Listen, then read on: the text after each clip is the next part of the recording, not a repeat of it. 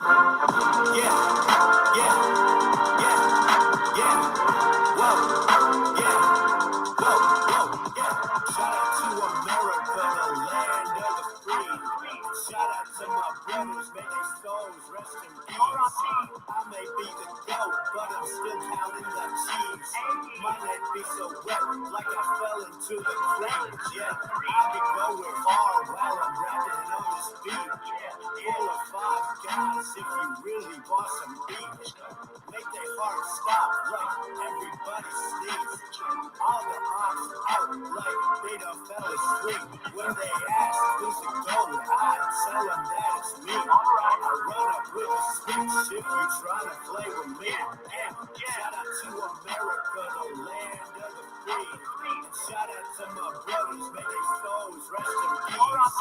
I may be the goat, but I'm still counting that cheese. My neck be so wet, like I fell into the crowd. Shout out to America, the land of the free. Shout out to America, the land of the free. Shout out to America, the land of the free. Shout out to America, the land of the free. Yeah, yeah, yeah, yeah. Whoa, yeah, whoa, whoa, yeah. Shout out to America, the land of the free. Shout out to my brothers, may their souls rest in peace. I may be the goat, but I'm still counting that cheese. My neck be so wet, like I fell into the crowds. Yeah, I be going hard while I'm rapping on this beat. Full of five guys, if you really want some beat. Make their heart stop like everybody sleeps. All the ops out like they done fell asleep. When they ask who's the goat, I tell them that it's me. I run up with a switch if you try to play with me. And shout out to America, the land of the free. And shout out to my brothers, may their souls rest in peace. I may be the goat, but I'm still counting that cheese. My neck be so wet, like I fell into the crowd. Shout out to America, the land of the free. Shout out to America, the land of the free. Shout out to America, the land of the free. Shout out to America, the land of the free. What's going on, Conscious crew? Grand Rising, Grand Rising, Grand Rising, Grand Rising. Happy Monday. It is amazing on this Monday. I'm tired. I ain't even been to sleep yet, y'all. So I may be dragging through this old nasty piece of commentary, honey. But you guys know what we're here to get into, honey. I wanted to just chit-chat while this was on my soul because y'all know I've been watching and absorbing all this stuff as, you know, the race for the Oval Office began. Girl, you know, it's been going down every single day, all day long, baby. Trump and Kamala got the country in a chokehold right now. We're going to talk a little bit about it today. I'll probably be dropping the link as well. But before we get into it, I need you guys to go ahead and thumbs up this old nasty piece of video, whether you are a part of the replay gang, whether you are actively in the streets right now in real time, or whether you are a Bush baby. I need you guys to thumbs up. It don't cost you nothing. Not only do thumbing up help with YouTube's algorithm, but more importantly, it triggers up YouTube's notification system. So when you are thumbing up the video, you are literally knocking on the digital door of another conscious crew member and telling them to get their RSS into the sanctuary. Also, make sure that you guys have your notification bell set to all, and shout out to all of the new subbies. I love you long time. We do it all here. This is a multifaceted, very complex platform here, girl. We get into all the things from spiritual to political to roasting and gagging, celebrity tea, baby. We do it all. Nothing that we don't do. So thank you for being here. And teamwork absolutely makes the damn dream work. And last but not least, please share the stream out to wherever it is you have digital community, whether that be your YouTube community wall, your MySpace, your Insta story, your Snapchat, your MySpace, the dark side of Twitter, Tumblr, or your personal OF. I don't really give a damn where you lay the link. Just let them whores know that we're out live and in color. And with no further ado, let's go ahead and push on through. I know a place where you can recharge your soul. Baby, that's Consciouztv. And in the midst of brokenness, he gon' see your asshole. Baby, that's Consciouztv. You gon' heal, you gon' laugh and catch a little shade. Ooh, girl. Y'all know he be slaying, y'all better stop playing. Come hear what he's saying. Ladies and gentlemen.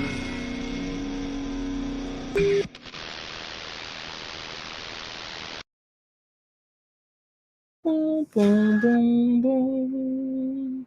Boom, boom, boom, boom, boom, boom. All right, how doing, you guys? How doing? Getting some things together over here. Hold on. Do I need any of this? Okay, yeah, this is what I was looking for. Right here. Right up in her. All right, what's going on, you guys? Let me go ahead and greet the Conscious crew. Please thumbs up the video. It don't cost you nothing. What's going on, Cynthia? Grand Rising, Danny. Grand Rising, Miss Reed. Grand Rising, Shayla. Katie Perry. What's going on, Valerie? What's going on, Coach Leslie? Hey, Roombas and T. Hey, I said what I said. Cha. What's going on, Danny? Hey, Corey.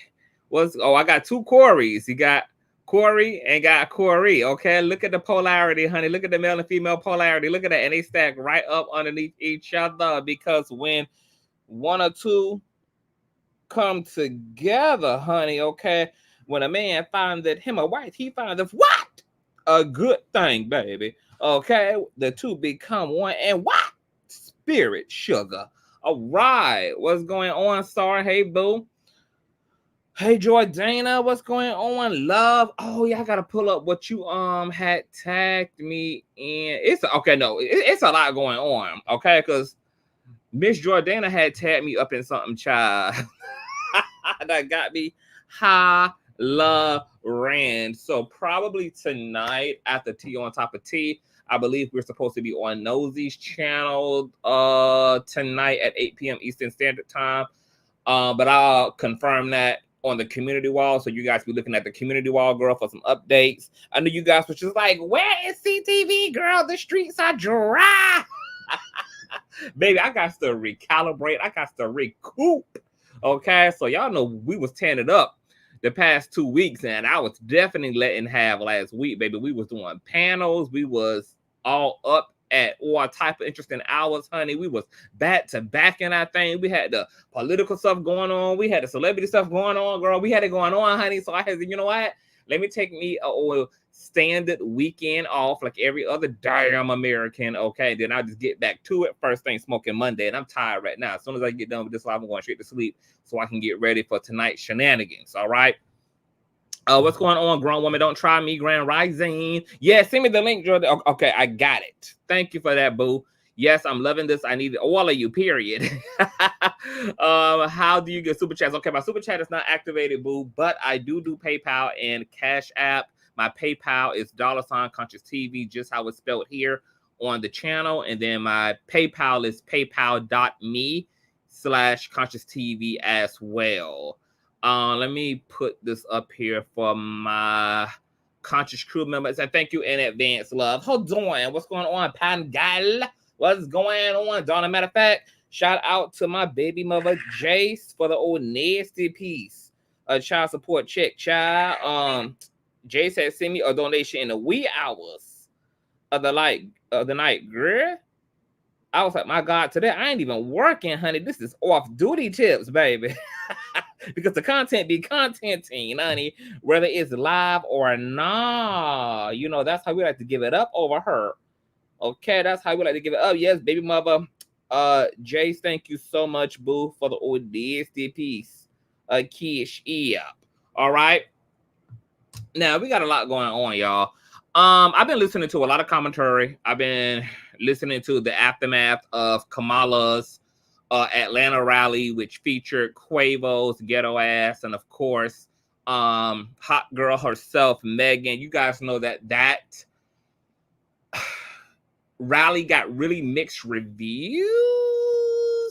So, you know, that's been interesting to listen to. Mostly a lot of the reviews that I have listened to where people are kind of like dragging the Megan Thee Stallion piece it seems really rooted in respectability politics. Like a lot of people was just like, girl, the twerking was ghetto. Y'all also know I had my own personal critiques of Megan Thee Stallion performing, but it had nothing to do with twerking and none of that. I just felt like it just didn't fit Kamala. It just didn't fit. Like, it just felt non-cohesive. I don't give a damn that she wanted to use a rapper. I didn't give a damn that she loves hip-hop. That wasn't my stilo.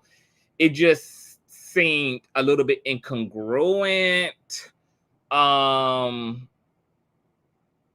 It just didn't fit. It just didn't feel coordinated to me. But, you know, it is what it is. You know, she's going for a certain particular demographic as it relates to the southern states, etc. Girl, Georgia is a big deal. So, you know, she's doing what needs to be done.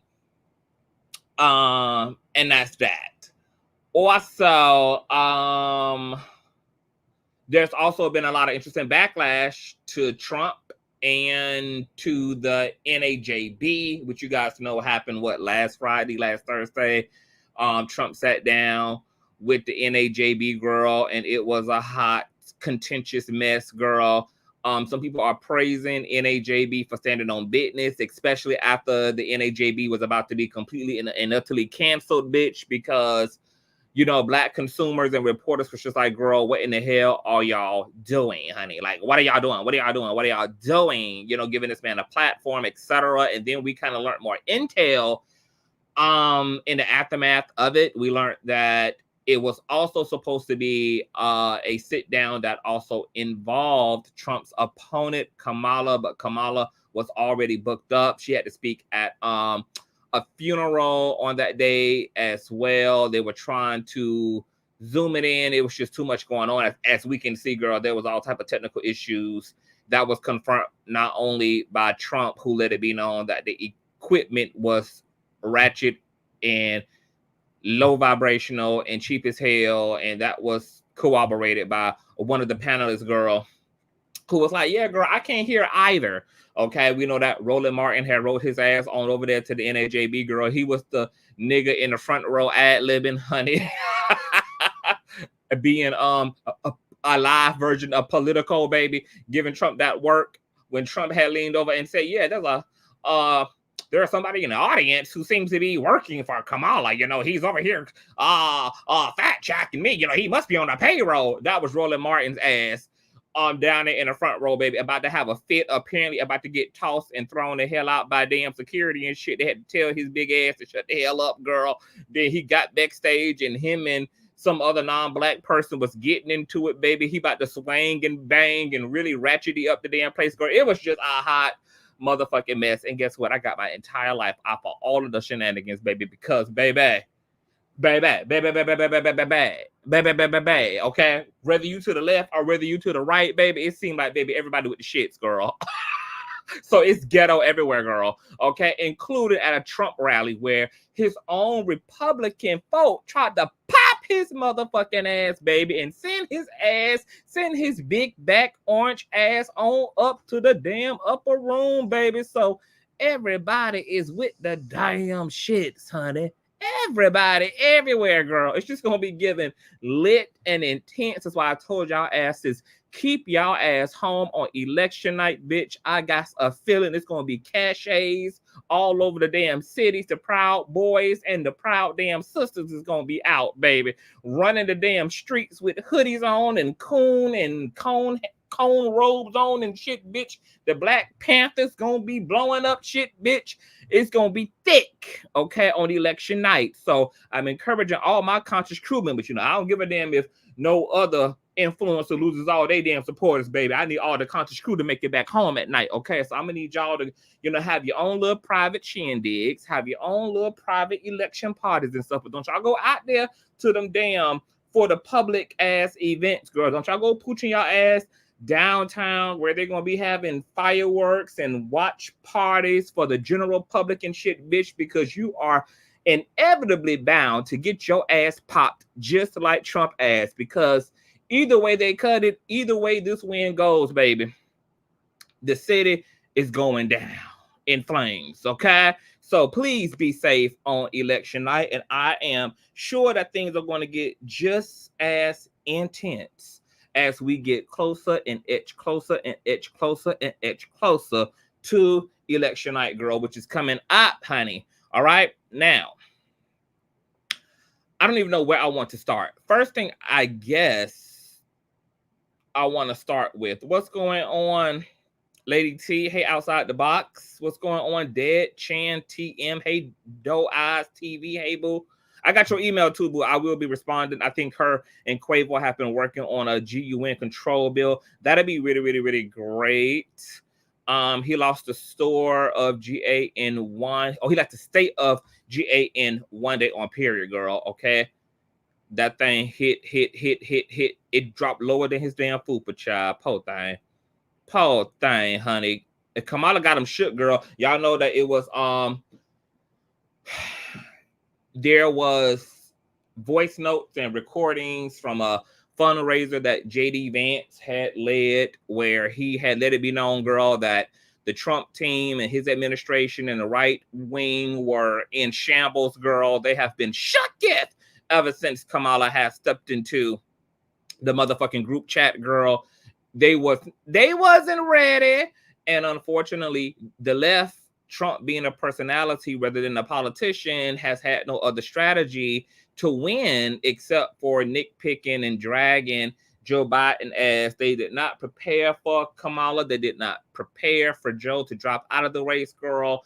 And because of that, because they had all their eggs in one basket, because they thought they was just going to ride the wave of Biden being sickly and decrepit and sleepy and elderly and corpsey, girl, you know, to the victory, they did not prepare strategy, and they also cannot talk policy because their literal go-to was going to be to distract Joe Biden. This is why Trump was shook, and he kind of let it be known even when he sat down at the NAJB, when he was like, you know, what type of opponent just, you know, gets out of the ring mid-fight. You know, this is like being a boxer and you in the middle of the ring and then they just drop out. You know, he was throwing a fit over the fact that Joe didn't stay in the race, which is really goes to show you how amateur and how much these people don't have their shit together, because somebody from the right, somebody from Maga, somebody a part of Trump's administration should have sat back and calculated and said, girl, what happens if we successfully convince the American people that Joe is actually incompetent? What if he starts to lose momentum? What if he steps down?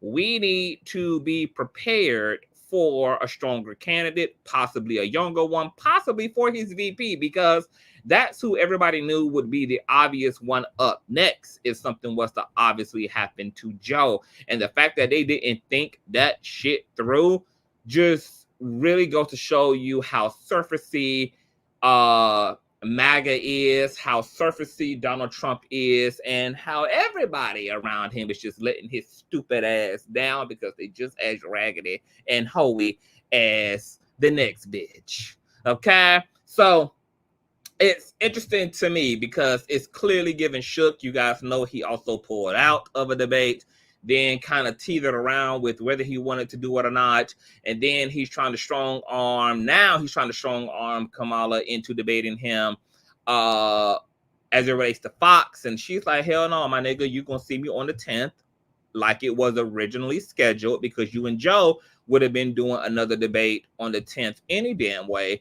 So yeah, you can get with that program, or we cannot do it at all, because either way, I'm going to be doing what I need to do, for better or for damn worse. So kick rocks. So Kamala is standing on business right now. I said what I said. I see 103 in the chat. Oh yeah, and 64 likes. Get them likes up, people, because we're working first thing in the morning, honey. It's the morning commute. Rumors and Tea says, have some smoking hot tea with receipts. Yes, head on over and email it directly to consciouztv@gmail.com. Y'all been sending me a lot of good stuff. I also, speaking of emails, I was sent a, and maybe we can segue now into this discussion. I was sent a link from one of the Conscious crew members to a panel. The panel was titled something like, They Not Like Us, They're Not Like Us. And it pretty much was an hour and a half Kamala Harris bash session. And it was a panel of all melanated Black Americans who were just basically going off about how Kamala ain't shit, how she ain't Black, how she race swaps, she panders, she's just like Joe and just like Barack. She is pushing drag queens and LGBT this. They are wrongfully interpreting some of her legislations and some of the things she enacted when she was DA and prosecutor. I mean, it's just one thing after the other.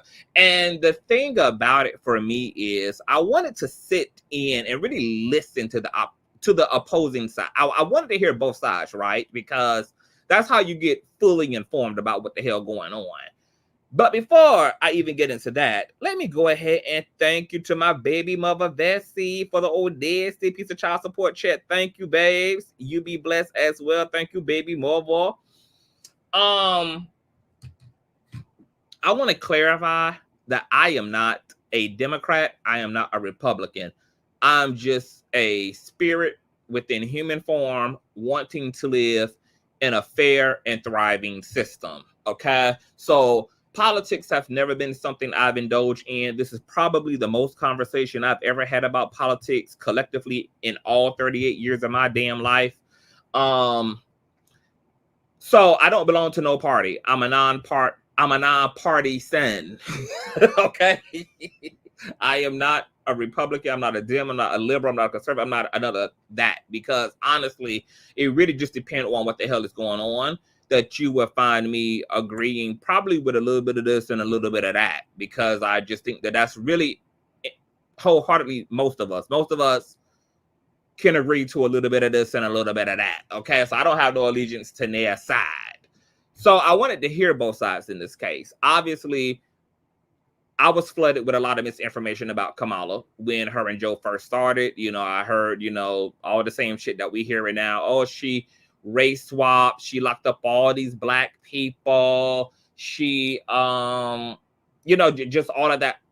And I never looked into it until now. I'm so glad I did my research, because I found out that none of that shit is actually in fact true. So I'm here to tell y'all that when it comes to narratives, yes, please do your own homework, okay? Because it's night and day in terms of what somebody will tell you and then what you discover for yourself in the black and white, okay?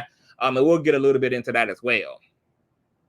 So I heard a lot of false shit being echoed, shit that we have already debunked, shit that we have already contextualized over here, such as there was a narrative on these panels, which really reflect a lot of the conversation that the anti-Kamala clique is having, girl. This whole notion that Kamala was locking niggas up, okay, it's just not true. As I told one panelist a few days ago, Kamala wasn't locking niggas up. Niggas was just getting locked up. Okay? And to not properly contextualize that is to make it appear as though Kamala was pulling up to the damn local Planet Fitness or to the local damn mall and just throwing innocent Black people into the back of the paddy wagon and hauling their ass down to jail. That was not the case. Niggas was breaking the law, and niggas got locked up as a result of breaking the law. Okay? This narrative that, okay, well, she kept prisoners past their sentences. Yes, it is true that California had an over prison population issue, and that it was mandated that California had to start draining the fucking swamp, and they had to allow inmates and convicted felons who had served at least a year of their sentence, along with, I think, completing at least one program while in prison, the opportunity to be free by a particular date in order to regulate California's prison population.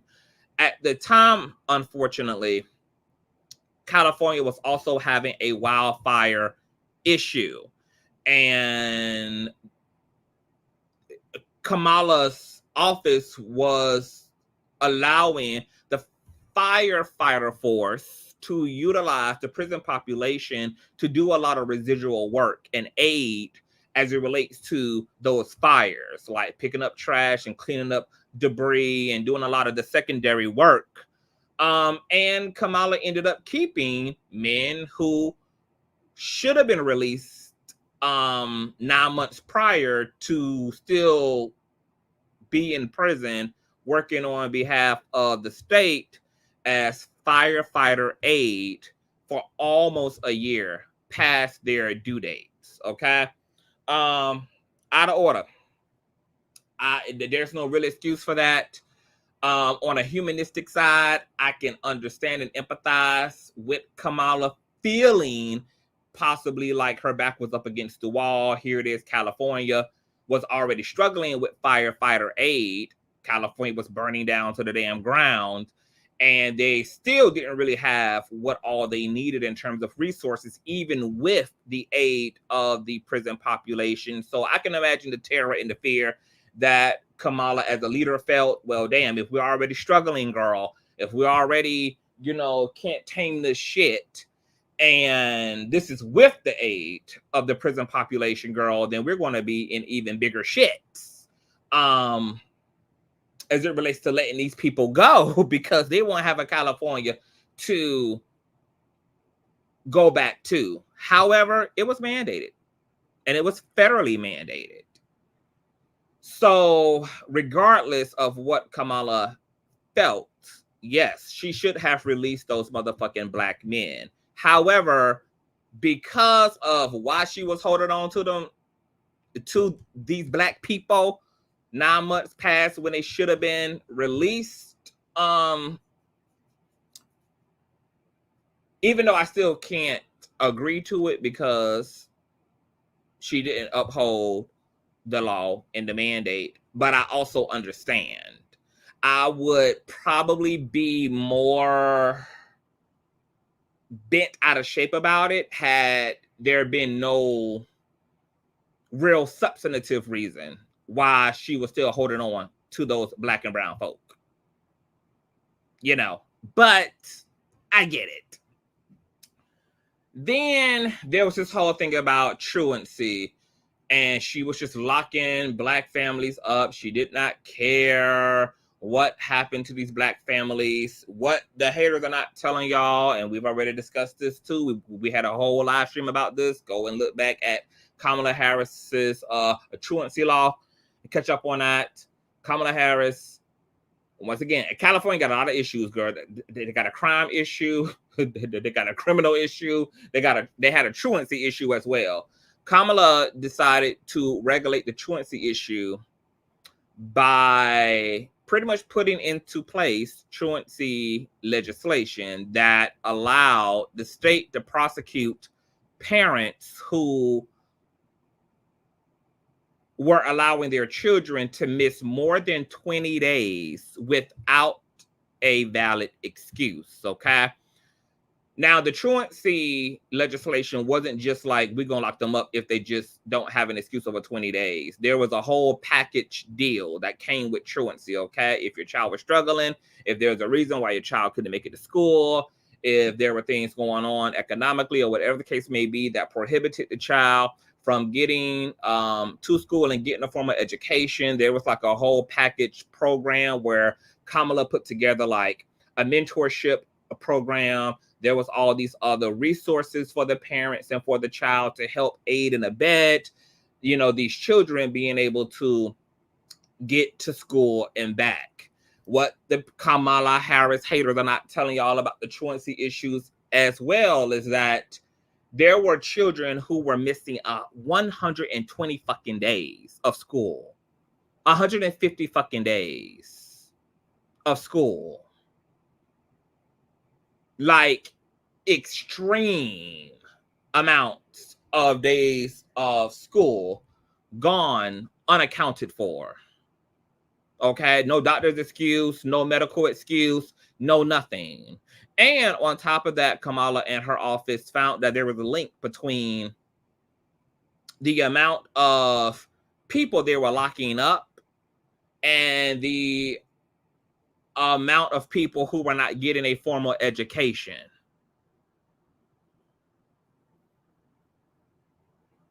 Hold on, y'all. Hold on for a minute.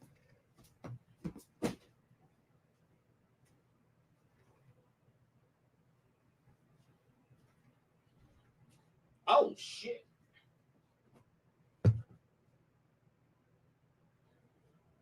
Being nosy. Woo. Almost fucked that up. Okay.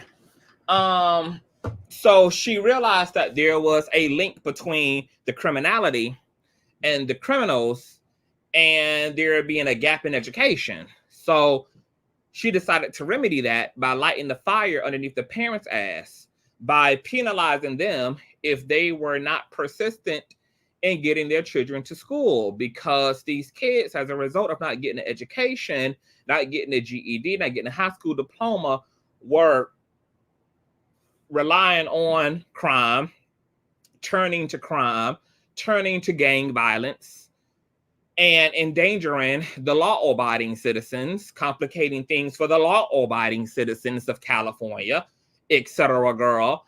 And as a result of her pushing for these truancy laws, they saw damn near a 50% decline in truancy. So it had a very dramatic impact in bettering the state of California. More kids now were getting to school like they should because these parents were being forced to be responsible for their children, to do responsible parenting, and to help get these kids a formal education in a system that required them to have one, or a life and lifestyle would be more bleak for them. Now, Kamala has gone on record at that time and stated that her and her office never really had any real desire to actually enforce the truancy. Like, they really did not want to penalize parents, but they had a real big truancy issue. They had a really big crime issue, and something absolutely had to be done. So what she also did was started locking parents the fuck up, okay? And what the Kamala Harris anti-group would tell you is that she was just doing this grand sweep, girl, through California, just locking up parents for no reason. Hell no, she wasn't locking up parents for no reason. These fucking parents were being literally negligent as fuck.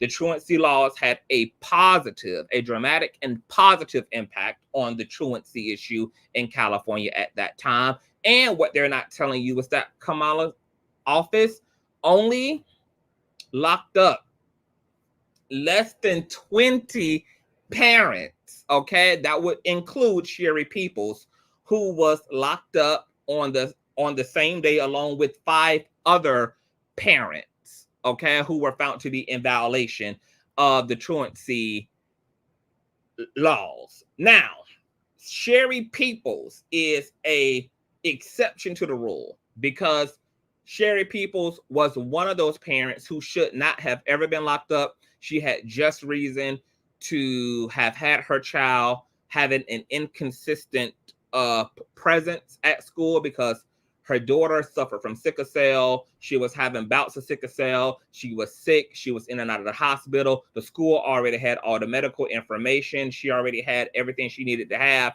in order to have immunity as it related to truancy. But yet Sherry Peoples, a single Black mom who was pregnant at the time and also had to care for her sickle cell daughter, was locked up first thing in the morning. Cops came to her house, pulled her out of her house in her bonnet and her PJs, and, you know, took her ass to jail along with 5 other parents at that time. Now, Sherry Peoples, I'm going to make the only exception for, because it seemed like there may have been some type of disconnect between the school system and Kamala's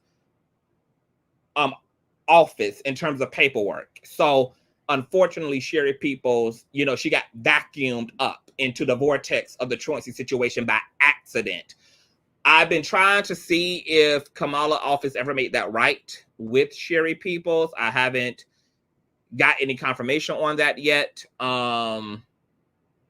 But if there's been no real resolve, you know, I would hope that by now, Kamala, if she hasn't already, that she would go back and help this woman to get these charges removed from her record, give her a formal apology, etc. You know, give her and her kid a voucher to Disneyland or some shit, girl, and just make that situation all the way right, because it seemed like the school system and Kamala Harris's office did drop the ball on Sherry Peoples. But you don't see no other motherfucking parent, baby, okay, who has came forward claiming that it was unjust. Sherry Peoples is the only parent, girl, okay? She's the only mother out of the 20 parents that got locked up under truancy, all right? So once again, they're trying to take Sherry Peoples' isolated incident and trying to turn it into like a mountain. They're trying to turn that one incident and blow it up as if, once again, Kamala was just slanging parents, you know, into the prison system, etc. And it just was not true. Oh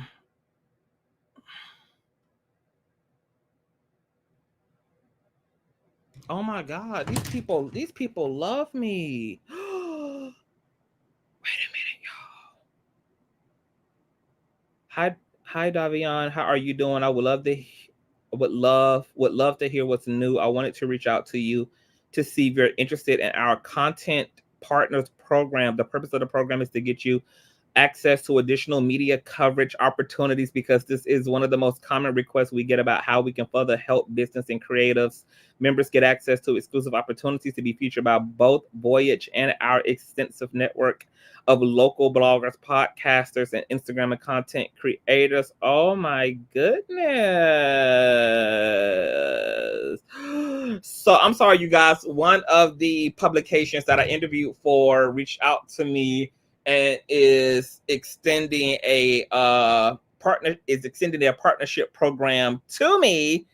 And I am gagging right now because I just came off of a water fast, y'all. And I've been like so high vibrational out of my damn mind. And now all of this like stuff is just manifesting. Wow. Okay, back on track. Glory be to the Father, Son, and the Holy Daughter. All right.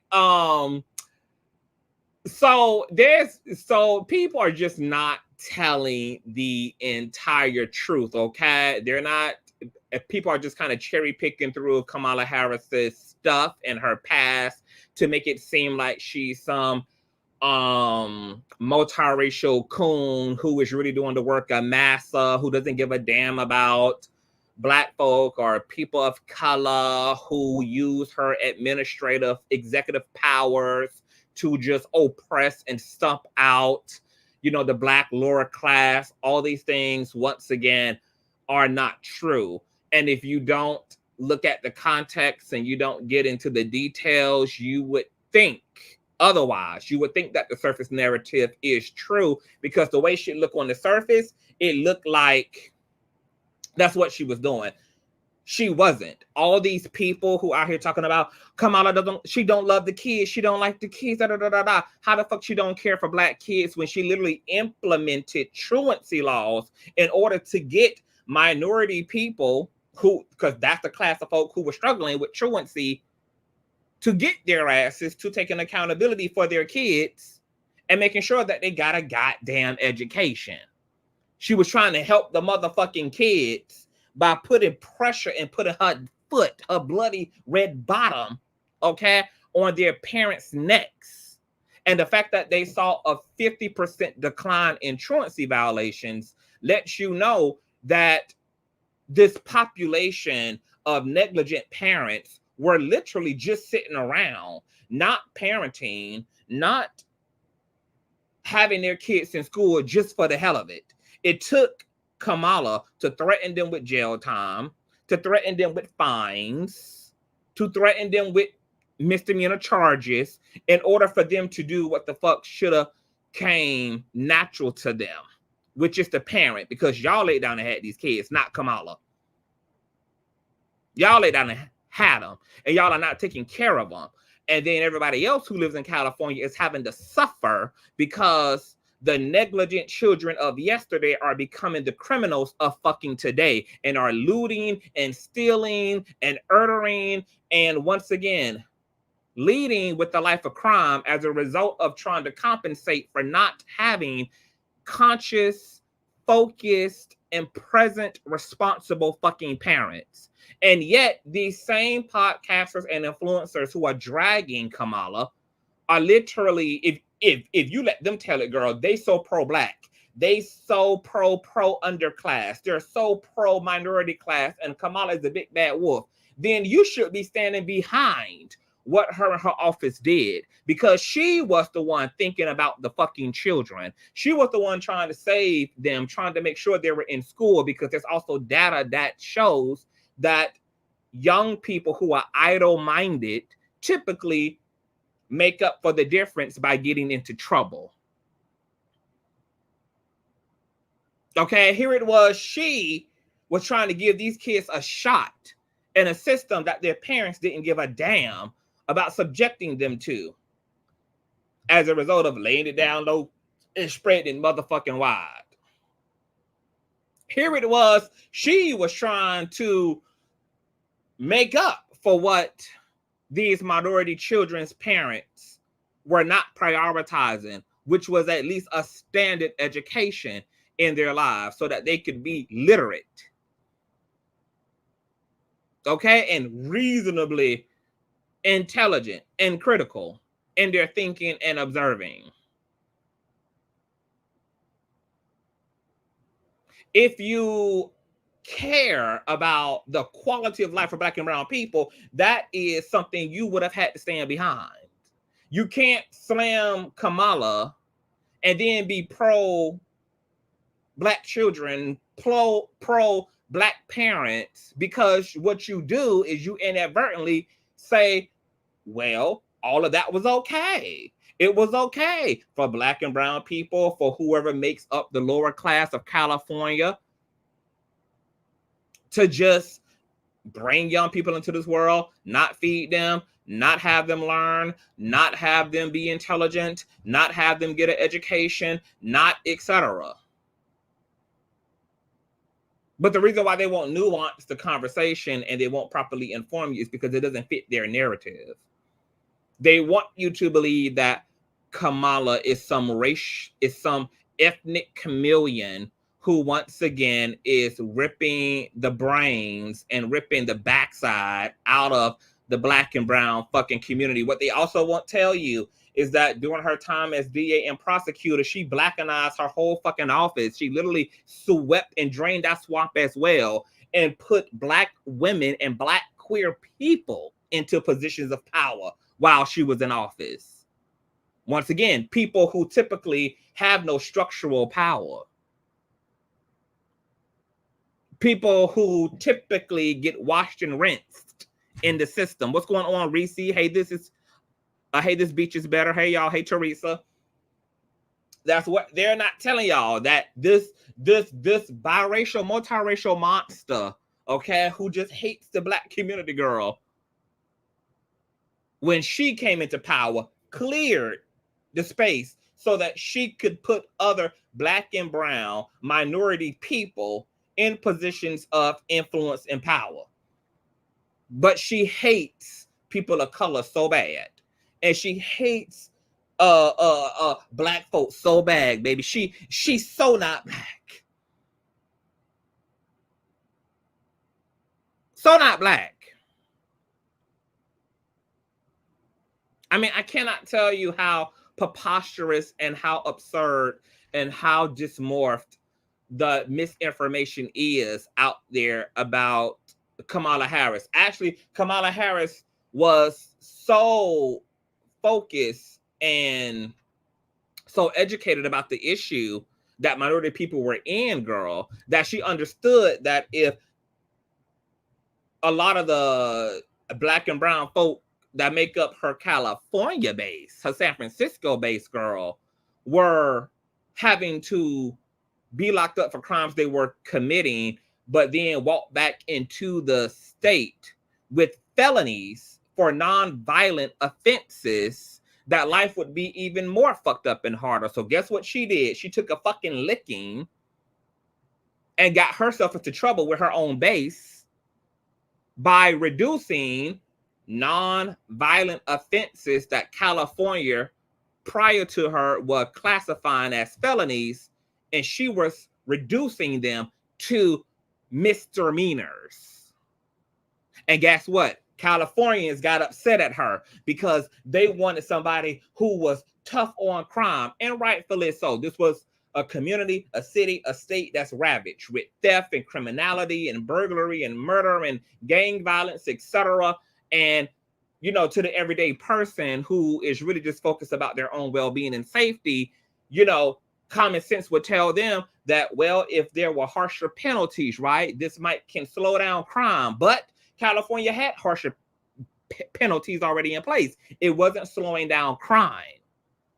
Once again, Kamala was coming from the perspective of we can see the link and the correlation between a lack of education, a lack of over-sentencing minority folk is actually amplifying the pool of criminals that are being birthed out of these disparities. So she was working in tandem with balance. Okay, like, yes, we do have to have a system that holds criminals accountable, but there's no reason for us to have non-violent offenders walking around as fucking felons, knowing that there's a trickle-down effect that happens because these are the same felons that can't go back out into the community that they were destroying and terrorizing and have a decent access to wage. Because who wants to hire a felon? We know that they are taking the lowest of the lowest of the lowest of the lowest of occupations. So, hey, reduce it to a misdemeanor. Let's see if we can even this thing out. Yes, let's hold them accountable. People do have to be held accountable for crimes. We do have to have a check and balance, right? But we got to be reasonable too, because these people have to be able to restore and reshape their lives. They have to be able to restore and be able to have a shot, or else you're just going to take people who are already disenfranchised, who are already indoctrinated with criminality as a means to survive. You're going to lock them up and then put them in a position to have a felon, which is going to absolutely almost lock them in to criminality. Because why would you go work at McDonald's making minimum wage in a state, in a city where it takes at least 4 or 5 roommates to pay 1 month's worth of fucking rent, when you can go sell cocaine and make half of everybody's salary in 1 year within a week? We have to be able to counter that, or else we're just sending people back on down the road to be the fucking criminals that they came into the damn system as, okay? And guess who didn't appreciate that? The Californians. The same motherfucking people who are out here windmilling and dragging Kamala by her neck, claim to be Californians themselves, etc., are literally only looking at this from one angle. This was a person who was trying to reform the system so that the same black and brown people who her haters are saying she don't give a fuck about can have an even shot in a white man's motherfucking system. But they're not talking about that either. See, they don't really want to talk about it. They don't really want to be about it. And my biggest issue is, because I'm gonna be dropping a link as well. Hey, the Bear Pantry Show. Hey, CTV, I'm so happy that you are sharing the facts and truth about VP Harris. I'm in California, proud to have her represent us in every job she's had. You're doing a great job. Thank you, Bear Pantry Show. Okay, y'all make sure to subscribe to my girl, the Bear Pantry Show, who is from the state of California and is excited about VP. And this is the thing about our people. We don't want to critically think. We don't want to put things into context. We just want to use like sound bites and just use shit at a surface level to drive a narrative. And that's not going to do us any motherfucking service, because in most of these questions, in most of these conversations, and this is what I'm going to keep on drawing back to, after you have said she's a multiracial monster, she hates the black community, she's locked up all these black and brown people for she just around here just throwing niggas in jail. She just throwing, like, niggas ain't doing nothing. She just throwing them in jail, girl. Okay. And after you have told half-ass truths about her, you've done all this. I ain't heard not one panel. I ain't heard not one leading voice who is anti-Kamala Harris after they've done all the slander they're gonna do for the day, baby. All after they've done it all.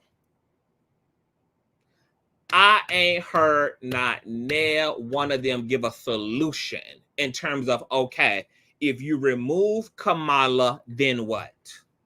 Because you can't tell me, baby, that you are pro-black and you are pro-minority folk, you are pro-people of color, you are pro. What about the black children? What about the black mamas? What about the what about the underclass? And tell me that in reducing Kamala, you have made sense of Trump. Because that's what we get. But you know what's interesting is that a lot of the anti-Kamala crews, they don't necessarily want to endorse Trump either. They won't say his name as an alternative, which is intentional, because what else is left? They know what's left. Why they can't say it is because they know what we all know, which is why I don't understand why folk understand that you making feel a lot of things about Kamala, you may can bring her under fire, you can do all of this and all of that. But most people who are voting for Kamala are voting for her as a lesser of two evils. And here's the fucking gag that nobody really wants to talk about. Can we finally just come to the consensus collectively that the country never wanted Trump, ever? Like, the fact that people out here dragging Kamala as if the country ever was Team Trump. The country was never Team Trump. Trump technically lost to Hillary. She won the popular vote. Most Americans voted for Hillary Clinton, even though there's major issues with her administration as well. But that's how much the country was not Team Trump, and she won by 3 million more votes than him. Not 300, not 3,000, not 30,000, not 300,000. She won by 3 million more motherfucking votes than he did. She won the majority. If it wasn't for the Electoral College, Trump ass would have been washed and rinsed. Washed and rinsed, period. They wanted a female then, baby, because we never wanted Trump. That's why Trump ass only served one term, because when it was time for his ass to get out, we got his ass out. Most people who voted for Joe voted for him after Bernie stepped down, after so many other people stepped down. It was anybody but Trump ass. So Joe got it by default, the way that Kamala more than likely is going to get it as well. The only motherfuckers who want Trump are his silly ass Confederate community of Maga supporters, his delusional, claw-faced ass fans who want to see his ass in power again. And his VP is just as damn goofy as he is. Okay? So, to be up here dragging Kamala, girl, swinging her around, girl, tossing her to and fro, girl, while the country is still largely collectively galvanizing around her, white women on code, white men on code, Hispanics on code, LGBT folk on code, girl, everybody is on code right now. Because everybody is understanding the motherfucking assignment. Okay, so first and foremost, the country never wanted Trump ever. Ever. Okay? He would have lost to a woman then if it wasn't for the Electoral College. Okay? Never wanted them. Secondly, how can your black ass,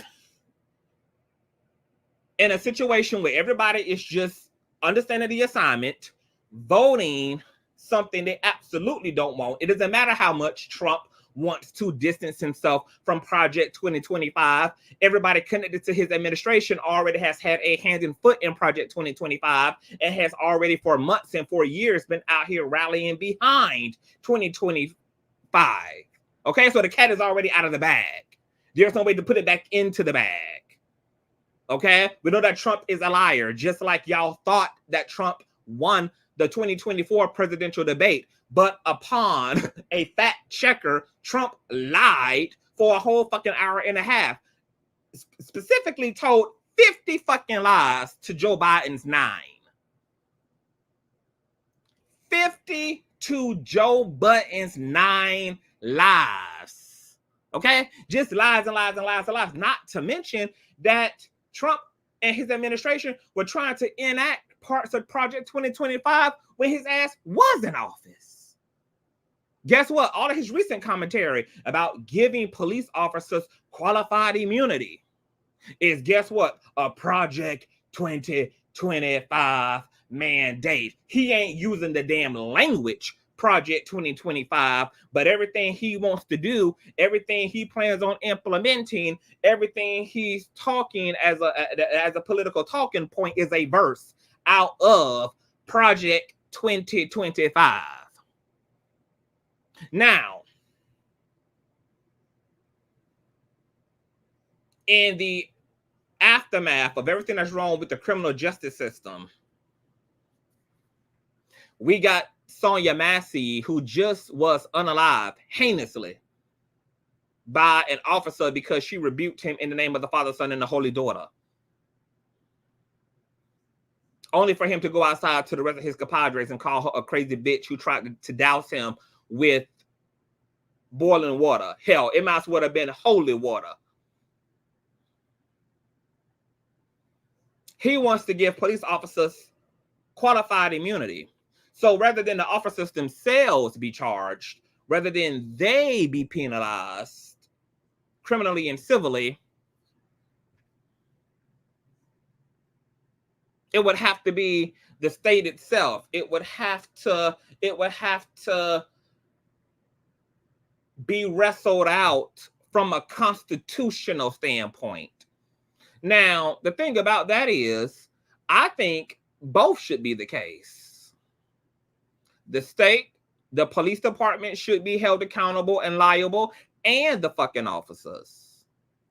Because these officers will not change their behavior just because their department is taking the hits. And we already know that to be the case, right?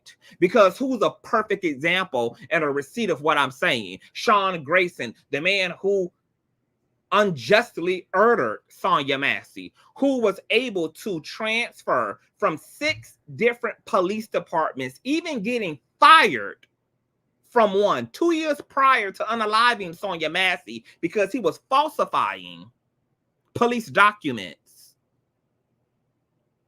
And yet was still allowed to be employed by the state of Illinois, which directly led to the unalivement of Sonia Massey. So I can get with Project 2025 wanting the state or the department itself to be held accountable, but there's no reason to take our foot off of the necks of these individual officers because they occupy the badge both on duty and off duty. They're still fucking cops. And if they don't have a personal incentive that directly hits their pockets, or handcuffs that directly gets the click clank on their motherfucking wrist, they will have zero incentive to change their behavior. Which is why Democrats want a national registry of police so that they can track officers like him. This man was able to bounce around 6 different precincts. He was able to get fired and terminated for lying, just like he was doing in that body cam footage. Oh yeah, you know, she was trying to, you know, I had to do it. She was trying to attack me with water, right? You see how he was trying to condition and groom his motherfucking partner, set him up with this narrative before they went outside. But these anti-Kamala Harris folk want to talk about black folk, black folk, black folk. When black men and black women almost being killed at a higher rate by police than they are by diabetes, than they are by high blood. So it's one thing to be against Kamala if you're going to be against her, but to be against her is also to default to Trump, and there's no way that you can believe that you're going to survive a Trump administration. Because let me tell you the other diabolical fucked up thing that the anti-Kamala Harris clique is not talking about. It's not only what Trump's administration wants to enact. They want to get rid of the Constitution. They want to get rid of voting. They want a dictatorship. They want to create a bigger underclass margin. They want to have your kids who attend federally funded schools, which are public schools, that pass a military entrance exam so that they can be drafted for any reason Trump decides that it needs to be war in these streets domestically or war in these streets internationally. Okay? And wants to have your teenagers forced to take a military entrance exam. Forced. Wants to get rid of women's rights to contraception and to abortion and to autonomy.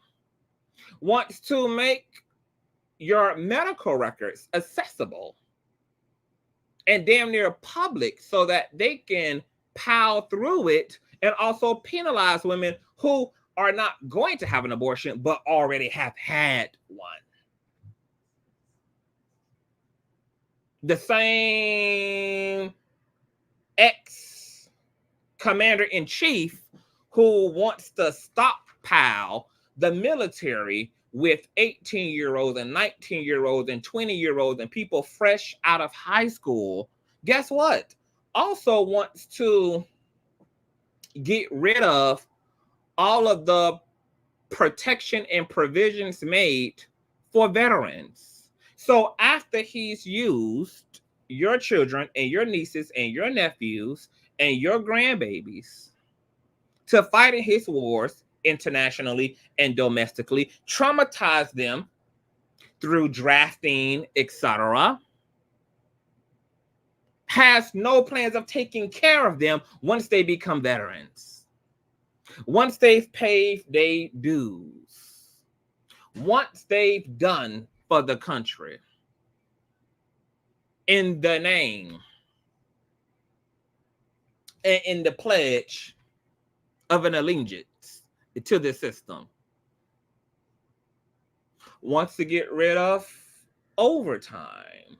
Wants to defund the Department of Education. So all these anti-Kamala Harris folk, well, who the fuck is going to stand in the gap for the black and brown community who, if Kamala Harris already had to create truancy laws just to get parents to prioritize educating their kids, what the fuck are disadvantaged communities going to do if the Department of Education is defunded, bitch? Who? What provisions have been made for the Black and brown community or for disenfranchised, impoverished, lower class communities to survive what would be an education apocalypse? When truancy already is an issue, even when there are federally funded public schools available to communities. But all these anti-Kamala Harris folk want to drag the shit out of her and talk about what she's done to, in reality, what was 20 parents under truancy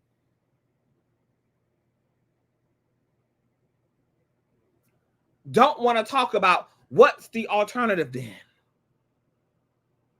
What's the fucking alternative? Because we're less than what, 90, 80 fucking days out? What?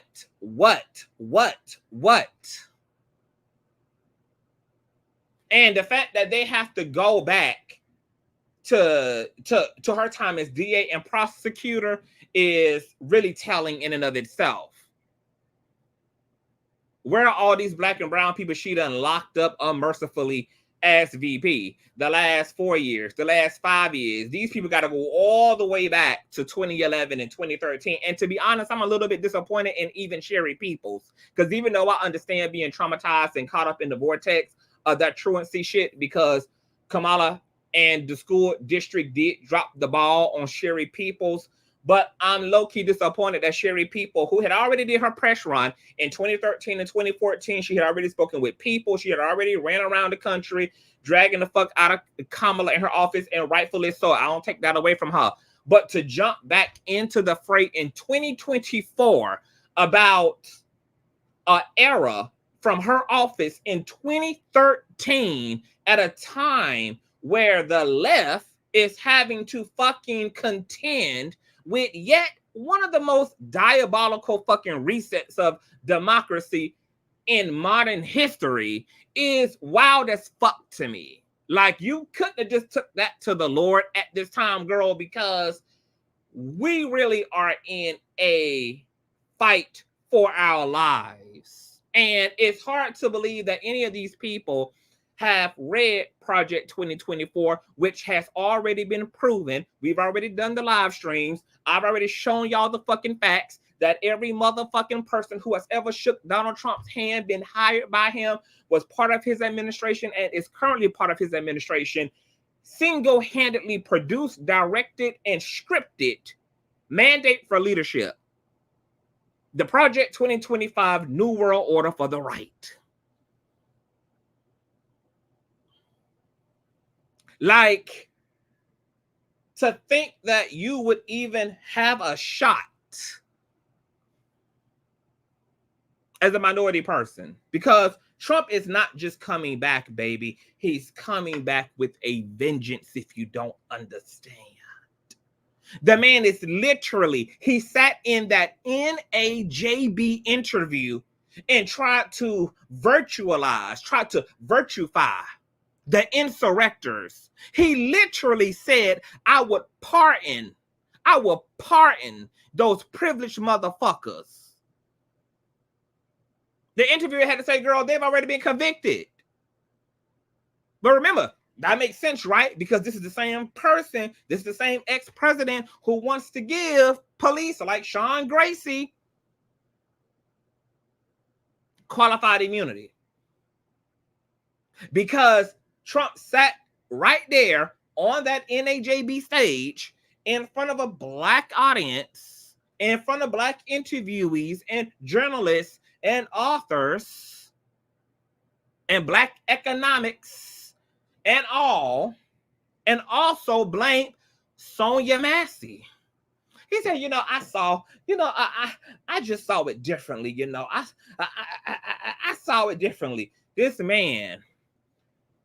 And let me tell you what was so striking to me.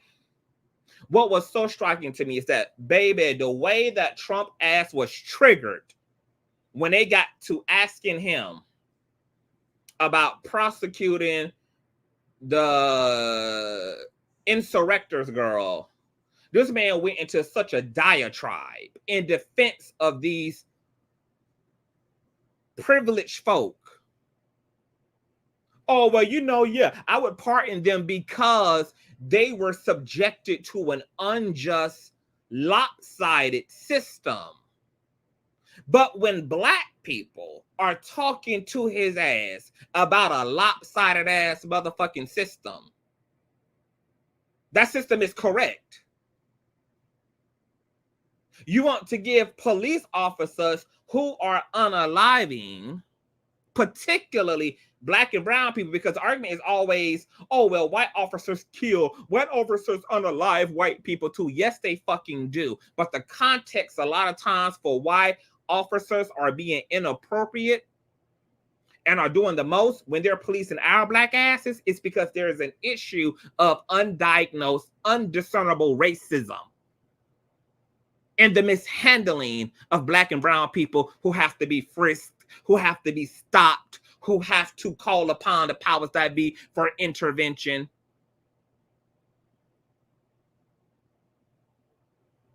And here it is, that makes no sense to Trump. But when it comes to white folk being unjustly so-called prosecuted, like the insurrectors who took their grown asses and made a conscious decision to break into a federal building and got popped as a result. Oh, he can understand then that the system is just so toe up and the system is just so corrupted when he speaks about his own convictions as a white man. Oh, all of a sudden now the system is so this and so that. But when people at the bottom are using and have those same talking points and are talking the reality of that same system being corrupted and fragmented and broken and biased as fuck. Oh no, he wants to grant folk pardons and he wants to give folk pardons and immunities and he wants to rev up policing so that they can do what, y'all? So that police can do their jobs. So that they can do their jobs. Oh, well, they wasn't doing their job, huh? When they put a bullet in that Ashley bitch who tried to jump through them double doors, right? They wasn't doing their job then. That was corruption. Wasn't doing their jobs when they came to retrieve all that Secret Service ass information you had done stored, girl, in your jacuzzi and in your hot tub and one of your fucking homes that you had no business taken out of the White House because you had not declassified those documents before you made them available to your little friends in the media and your little terroristic friends overseas. Oh, all of a sudden, corruption, baby. But when it comes to folk that don't look like him, these officers need to be able to just do their jobs. Wow. Wow. Wow. Wow. Wow. So I can't even respect the anti-Kamala group because they don't tell the whole truth. They don't contextualize the truth. And they're low-key defaulting to Trump. And I'm going to say this too. People talking about, oh, they're going to vote down ballot and they're going to vote this and vote that and they're going to vote third party. Any vote that ain't going to the two people who this race is going to come down to is a default for the other. If you don't want Trump in office and yet he is the running mate and he has the momentum and he has the wealth and the financial support to back him as a running mate in this two-party system, but you claim like Pence did, oh, I'm going to vote, I'm not voting him, baby.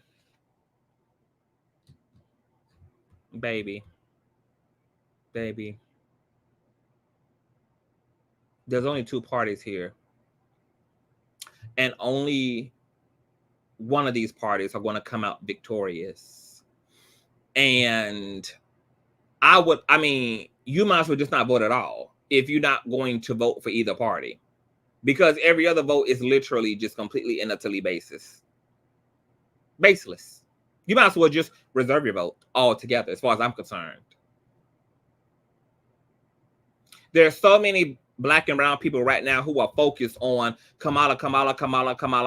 She's not a hero. She's not like us. She's not this, that, and the third. She don't have to be like me, bitch, for her to be for me.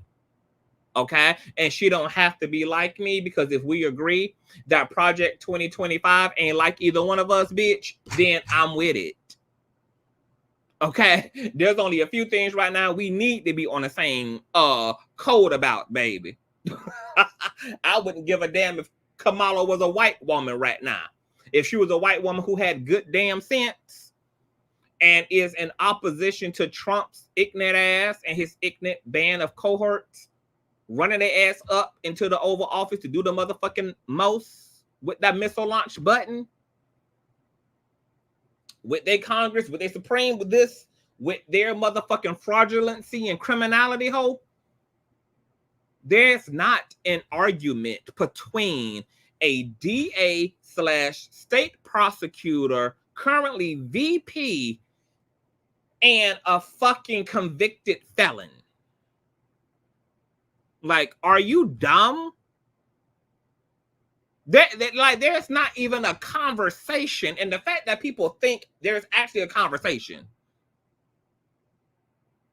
And these are hands down the two choices that we absolutely have right now.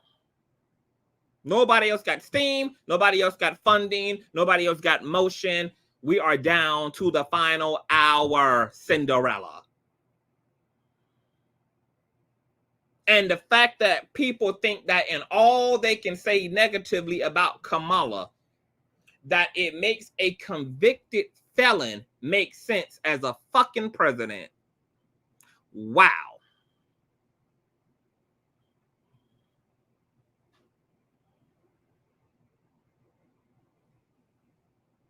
Wow. Wow.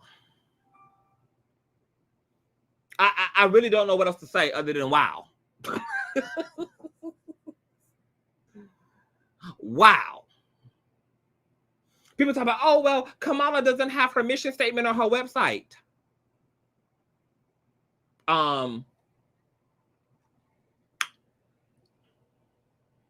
Trump got his felonies, though. Do you want a president who wants to give officers qualified immunity? Do you want a president who didn't want the American people to know that he gave a porn star hush money for an affair he was having with her while he was pregnant with the soon-to-be first ladies? While the soon-to-be first lady was pregnant, he was letting Stormy Daniels sit on his face because there was nothing else to sit on. You want a president who literally went and did the same shit that he slammed Hillary Clinton for. I'm going to have you locked up and investigated, and ran down on her emails only for his ass to run out of the White House with a bunch of files he shouldn't have had because he did not declassify them before he did so. You want a president who is best friends with Jeffrey Epstein, on his flight logs are in pictures with underage girls, and Jeffrey Epstein, who has a lawsuit against him from a 13-year-old who is alleging that she was trafficked by Trump and Epstein.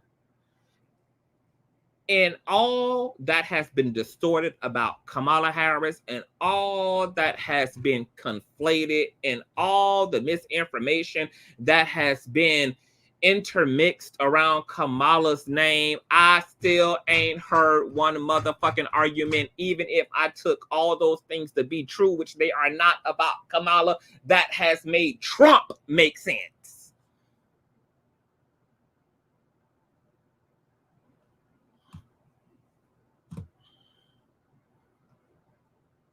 Now let's get to some absolute business. I done missed so many comments, baby.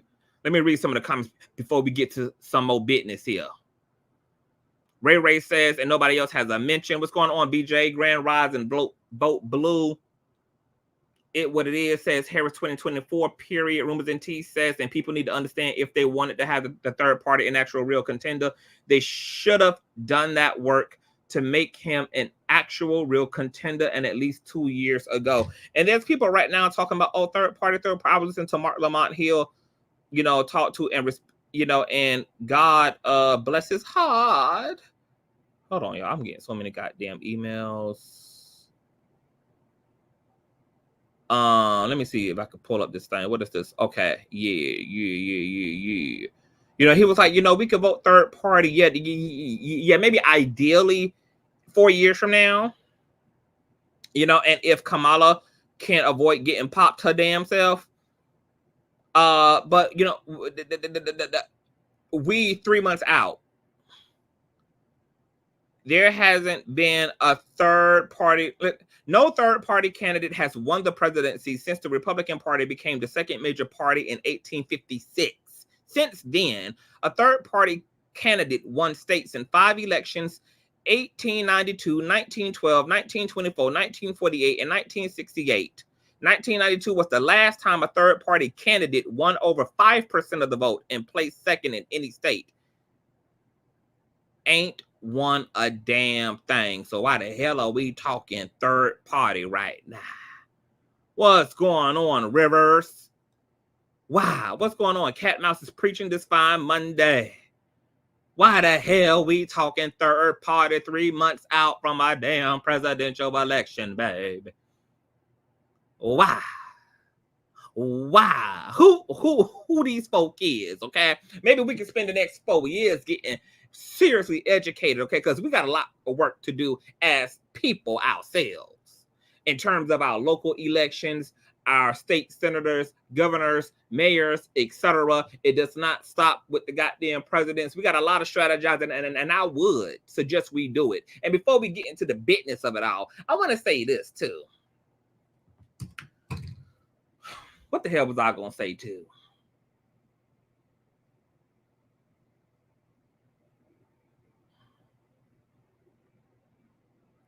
I think I think I appreciate the conversation around, you know, like the criticism of Kamala to an extent.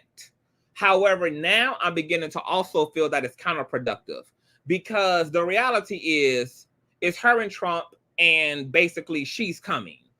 If Kamala gets this, what we need to be doing is not trying to convince black and brown folk that she ain't a black and brown folk, she ain't a nigga, she ain't a black person, she ain't a this, she ain't a that, she ain't a for us, etc. Girl, it's coming down to her and Trump. It's going to be either her or Trump. If it is going to be her, you can still have the she not this, she not that conversation. But what would be really productive to have too is, can we also start talking about strategy as it relates to having her? What are we going to organize, and how are we going to position ourselves in order to get in front of Kamala and talk to her about the things that are significant and important and a priority for us as a people? We need to be now creating our own Project 20 motherfucking 25. We need to be creating our own initiatives and bringing forth and creating a fucking vision so that we can have something to present, something to argue, something to give to this woman who, by track record, is a really reasonable, tangible politician.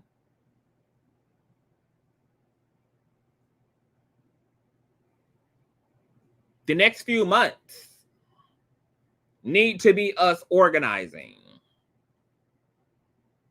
and getting in front of Kamala, bringing her on platforms, talking to her about initiatives, about our vision, giving her our demands. It's time for us to start reasoning together and working toward collaboration, but we don't even have a vision because all niggas can talk about is how she ain't a nigga.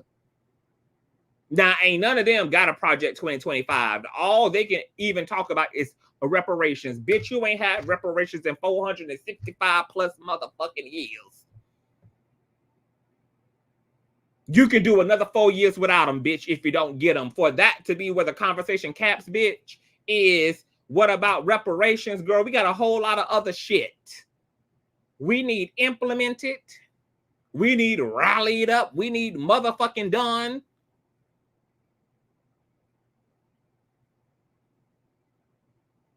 She wouldn't be the last president who didn't do shit about reparations. That's all these fucking niggas can talk about.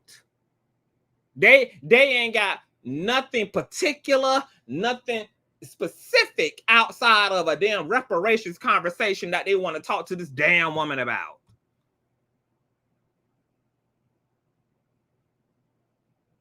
All this fucking crime in our community. All this fucking truancy all over the fucking country. All this fucking damage being done to the motherfucking planet in the name of motherfucking capitalism. All this fucking Jim Crow legislation being pushed in Mississippi and Louisiana.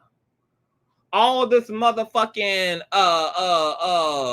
negligence as it relates to the Police Task Force of America, who's doing a terrible job at protecting Black and brown people. Inflation, there's literally a trillion fucking things. And instead of us coming together, just like the opposite side does, and take our time meticulously creating a vision for ourselves, a way to make these things happen, because that's what Project 2025 is. It's a literal blueprint. It's a literal instruction manual about how to get their world imposed upon this one. And we ain't got none of that. Black and brown folk, Black people done had how many motherfucking centuries, bitch, to come up with a Black Bible to talk about what power looks like for us, what an equal world looks like for us, to organize, refine the fuck out of a doctrine.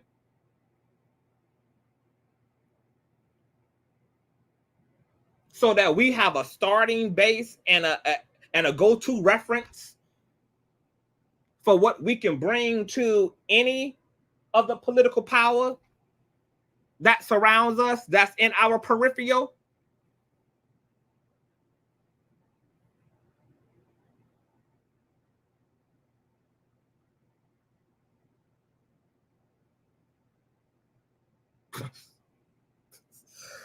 Reparations. What she had said about reparations. Okay, yeah, talk about what she said when she said as an alternative to reparations, okay? Because Kamala might be under the goddamn impression that, girl, there ain't no way in hell this ratchet, racist ass system is going to ever be able to federally sound off or agree to reparations. She gave an alternative. She talked about creating other initiatives that would directly benefit Black and brown folk, because Kamala may be under the impression, girl, that ain't gonna be done. And apparently, hell, we still here in the 21st century, and it ain't been done yet.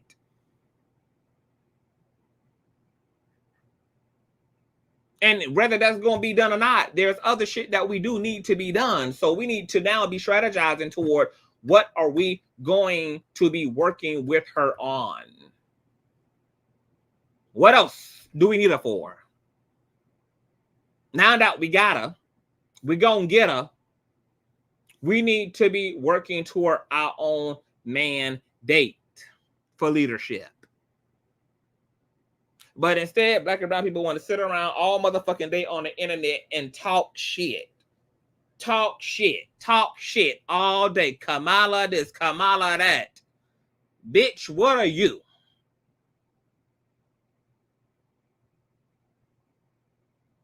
Because at this point, we can't do nothing with that. Can we talk about what she could be? Could you talk about what we need to be doing if she coming on round the mountain when she motherfucking come?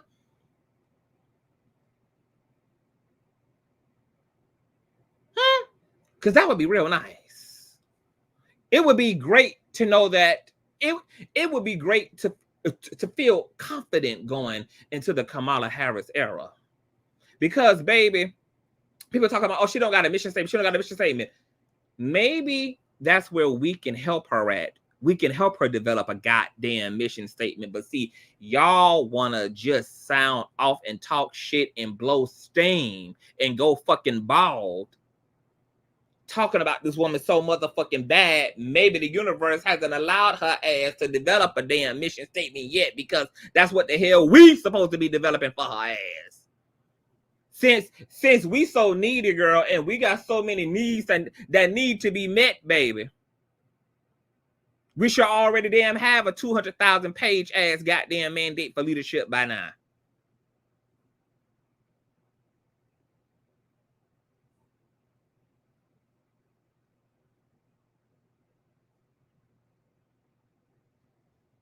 Now, I want to bring up the scholar who has correctly predicted nearly every presidential election since 1984, 1 year before I was born, the baddest bitch, explains why and which party he thinks is going to win. Check out presidential historian Alan Lynchman, who joined CNN's Phil Mattingly to explain which party he believes will win for 2024. Now, this man, once again, has accurately predicted the presidential election since 1985, girl. Almost 30 years of doing this shit. Check out what he got to say.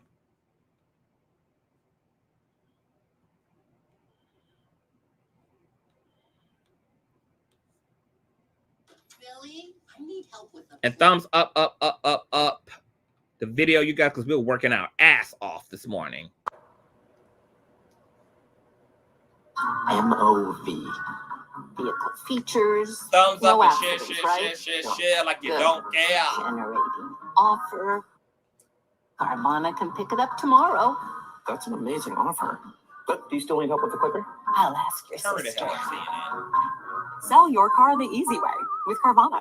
For your 15 keys to predicting who's going to win the White House, you've correctly predicted nearly every presidential winner since 1984.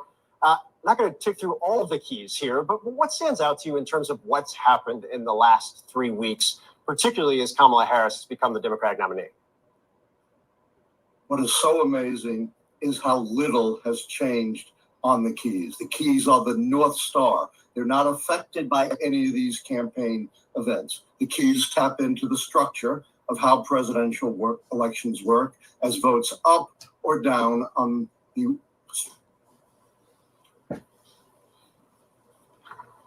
them out. With Biden stepping down, they lose the incumbency key. But the Democrats finally got smart and united around Kamala Harris, and that means they preserve the contest key. So they've only lost one key, which still puts the Democrats in a good position for re-election. A lot would have to go wrong for them to lose, which I've been saying for months, and none of these campaign events change that whatsoever. You know, what's interesting is if you spoke to Democrats, they felt like the president was in a bad position. Clearly, the president kind of concluded that on some level as well when he decided to drop out. You were saying the day before he dropped out, like based on your keys and how you're looking at the race, what you're saying about individual events not shifting things, that he had a very good chance to win. Absolutely, because he secured both the incumbency key and the contest key. Look, I'm not a physician. I'm not going to comment on his mental or physical health, which could operate outside the keys. But leaving that aside, he secures those two keys. That means 6 of the remaining 11 would have had to fall to predict his defeat. Extremely unlikely. Harris secures 1 of those 2 keys, but now 5 of the remaining 11 keys would have to fall to predict her defeat. Very unlikely. She's also helped the Democrats on the third party key, making it less likely that people will look to RFK Jr. And with Biden out of the campaign spotlight, that would make it less likely there's going to be any kind of massive social unrest through protests. Right now. So Okay, so y'all heard historian hold on, let me go back to this thing. Historian Lynchman, girl, okay? He's saying, girl, Kamala is coming, and guess what? The right know it too. JD already done let it out the bag. Trump running around shook at the girl. He mad sitting down with NAJB girl talking about, you know, it's a damn scam and a scheme that Joe dropped the hell out, girl. They were not expecting the pull up. They were not expecting the momentum behind Kamala, girl. And this man who's sitting up her, who done, you know, he's basically the goddamn Cleo of the presidential world, honey. Okay, he studies all of the political movements, girl, like astrologers be studying the goddamn stars, honey. Okay, and he basically saying Kamala is coming, and it would basically take the right to have to pop her ass the way that Thomas Matthews Crooks popped Trump's ass to get her ass up out of her. That's why I've been telling y'all, honey, we need to be praying for Kamala, and we're not praying for her because she is a black savior. We're not praying for her because she's the goddamn king of niggas. We not praying for her, girl, because we believe that she single-handedly is going to liberate the black community, girl. She is a counterbalance to the political tyranny of the right. Okay? All these, if you let all these anti-Kamala groups let it be known, girl, they would have you thinking that black folk are looking at Kamala as Kamala Luther damn King, bitch. Nobody is looking at Kamala that way. However, yes, people are also in the same breath excited to have a confident countermeasure to the evil and the wickedness to the right. And like I told y'all, I really don't give a damn what got to get people ass up to work, okay, for Kamala. If you think she the king of niggas, if that's what's going to get your ass to the voting booth, so damn be it. If you voting for her because she's an AK-49 78.3 girl, so goddamn be it.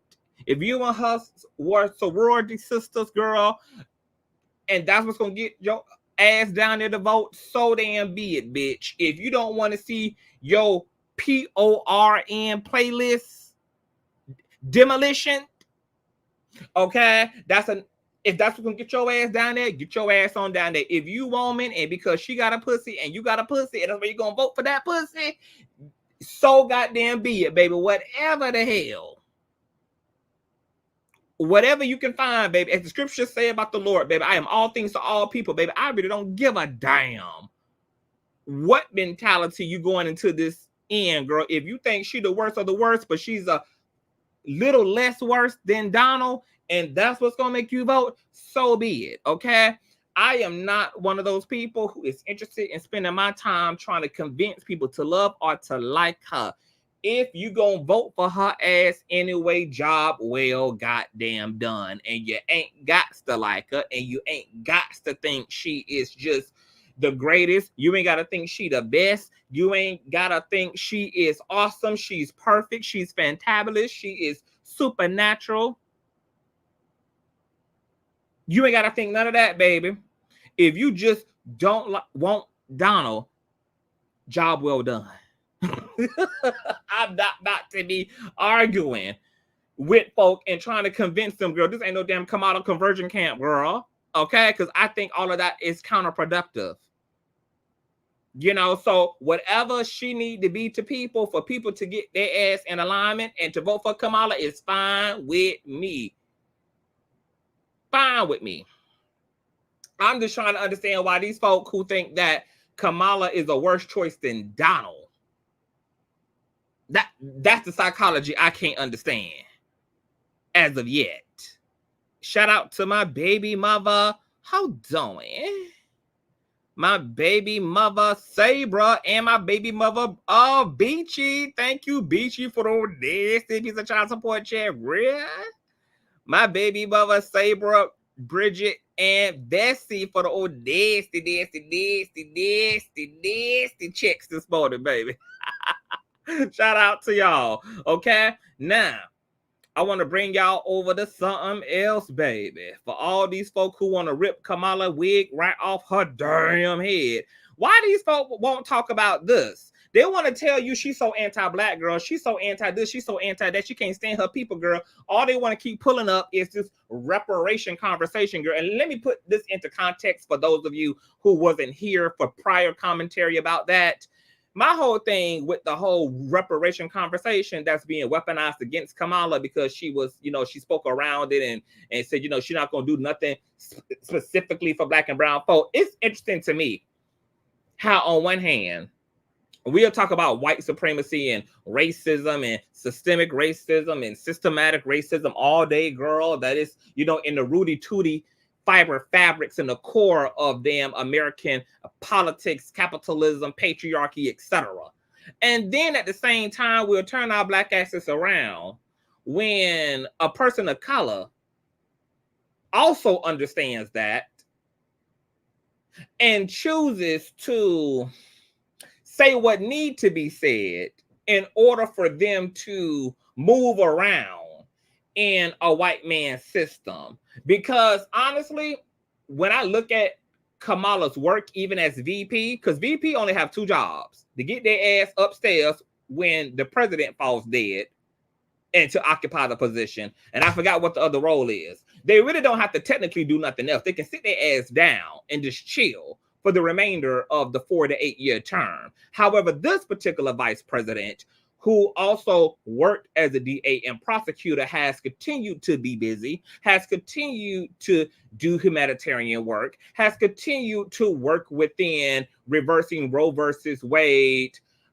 working to make sure that black and brown women, minority women, that women, period, get the maternal health and treatment and access that they deserve, especially minority women, black women, who have between her and Biden have funneled like something billion fucking dollars into fucking HBCUs while Trump was taking away money from HBCUs and only funneled 16 million apparently into HBCUs, but most of them are saying they never even got that fucking money. Okay, has worked within Go Green, okay, which is a initiative to help us to focus on the health and the wealth of our actual planet, this thing that we got to live on, this thing that our children and their children got to fucking live on. I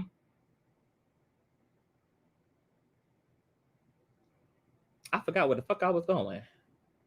Oh, the reparation conversation. So you got a VP who been working her ass off.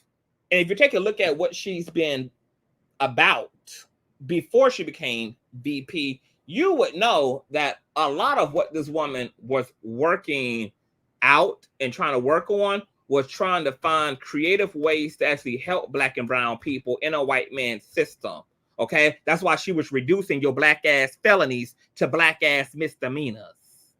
That's why she was creating truancy laws to make sure that black and brown motherfucking children who have to have a future in this system can have at least a basic education in this system, can have a chance to go to college, can have a chance to some type of normalcy in this fucking system. So it would seem to me that when Kamala was sitting before an interview that she knew would go out before the world, that she couldn't sit up there and talk like damn Dr. Umar. Because had she done so, her ass would have never been VP, and you all fucking know it. You all fucking know that we all have to fucking code switch and do all this goddamn pussy popping in this system that doesn't love us, doesn't like us, and doesn't value us. So I don't know why the fuck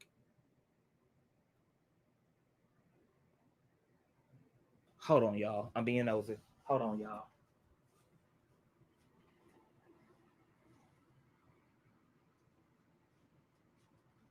So I don't know why all of a sudden we acting like there can't be another alternative to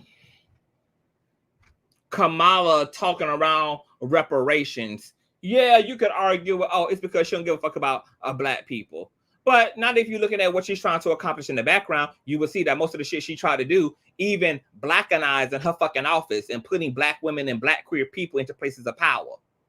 She wasn't just talking about it, she was being about it. You would know that she was saying what she had to say in front of the general public because she knows that the majority, which is white people right now, is running this shit. While in the background, she was sneaking black folk into the motherfucking building, sneaking black folk into positions of fucking power, trying to create initiatives to help give black people who doing what they got to do to survive in this system, even if that is committing to criminality and crime, trying to give folk a motherfucking chance.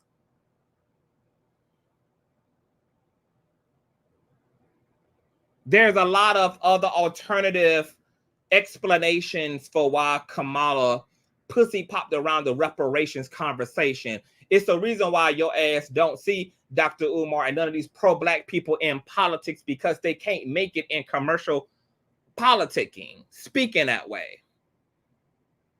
If Kamala Harris ass would have sat up there and said, you goddamn right, bitch, I'm going to head straight to the White House and it's going to become the black house and I'm going to make sure that every black motherfucking house gets a black ass check and taxpayers' dollars and everything else is going to go into figuring it out, that her ass would have been as good as remaining as prosecutor. Her ass would have never been VP. She would have never been cassetta, ever. She would not be a Democratic nominee for president, and not ever. Is why Obama couldn't technically say it. Kamala can't emphatically say it. And your black ass couldn't get up there and motherfucking say it and get the vote either. Because white folk, bitch, ain't gonna take but so much of that black shit. So you got to do some maneuvering and some shucking and goddamn jiving and some goddamn, you got to be clever. And why not be? Because white folk are clever. That's how they get all up in the mix. That's how they ascended to power when they wasn't just taking it from indigenous folk, when they wasn't just taking it from enslaved folk. They were cleverly moving about, girl, to sneak in and out of our minds, sneak in and out of our medias, sneak propaganda before us while they work shit in the background to catch us off guard.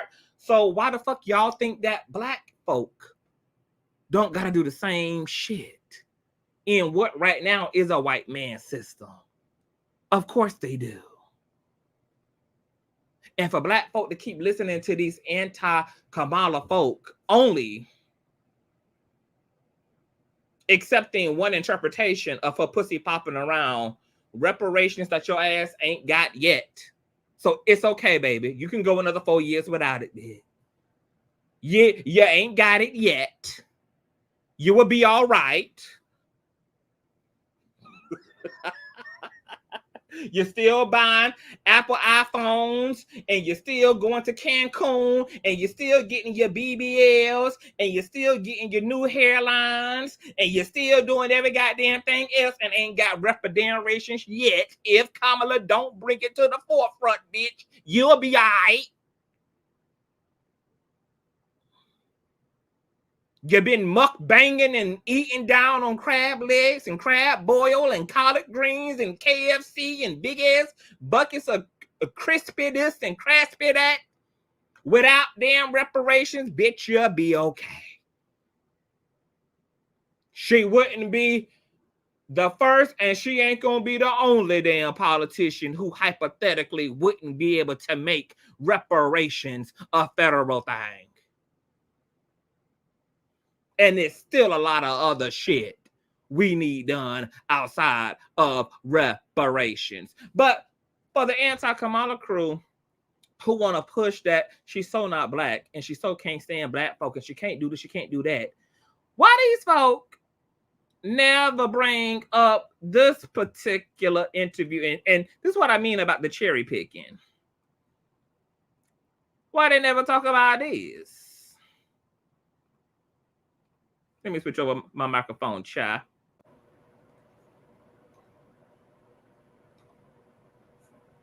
Let me move this shit out the way. Nobody cares about the fact that we've got a bunch of young black and brown men in prison. That argument is not working. What I suggest we do as African Americans is own this issue in law enforcement and then define it in the way that works for us, because it is a myth to say that African Americans don't want law enforcement. We do. We want our grandmothers to be able to walk to church and be safe. We want our babies to be able to walk to the park and be safe. What we don't want is racial profiling. What we don't want is excessive force. Right. What we don't want is to have our civil liberties and civil rights be stripped. But we do want law enforcement. So let's define it in the way that works for us by saying, I want community policing.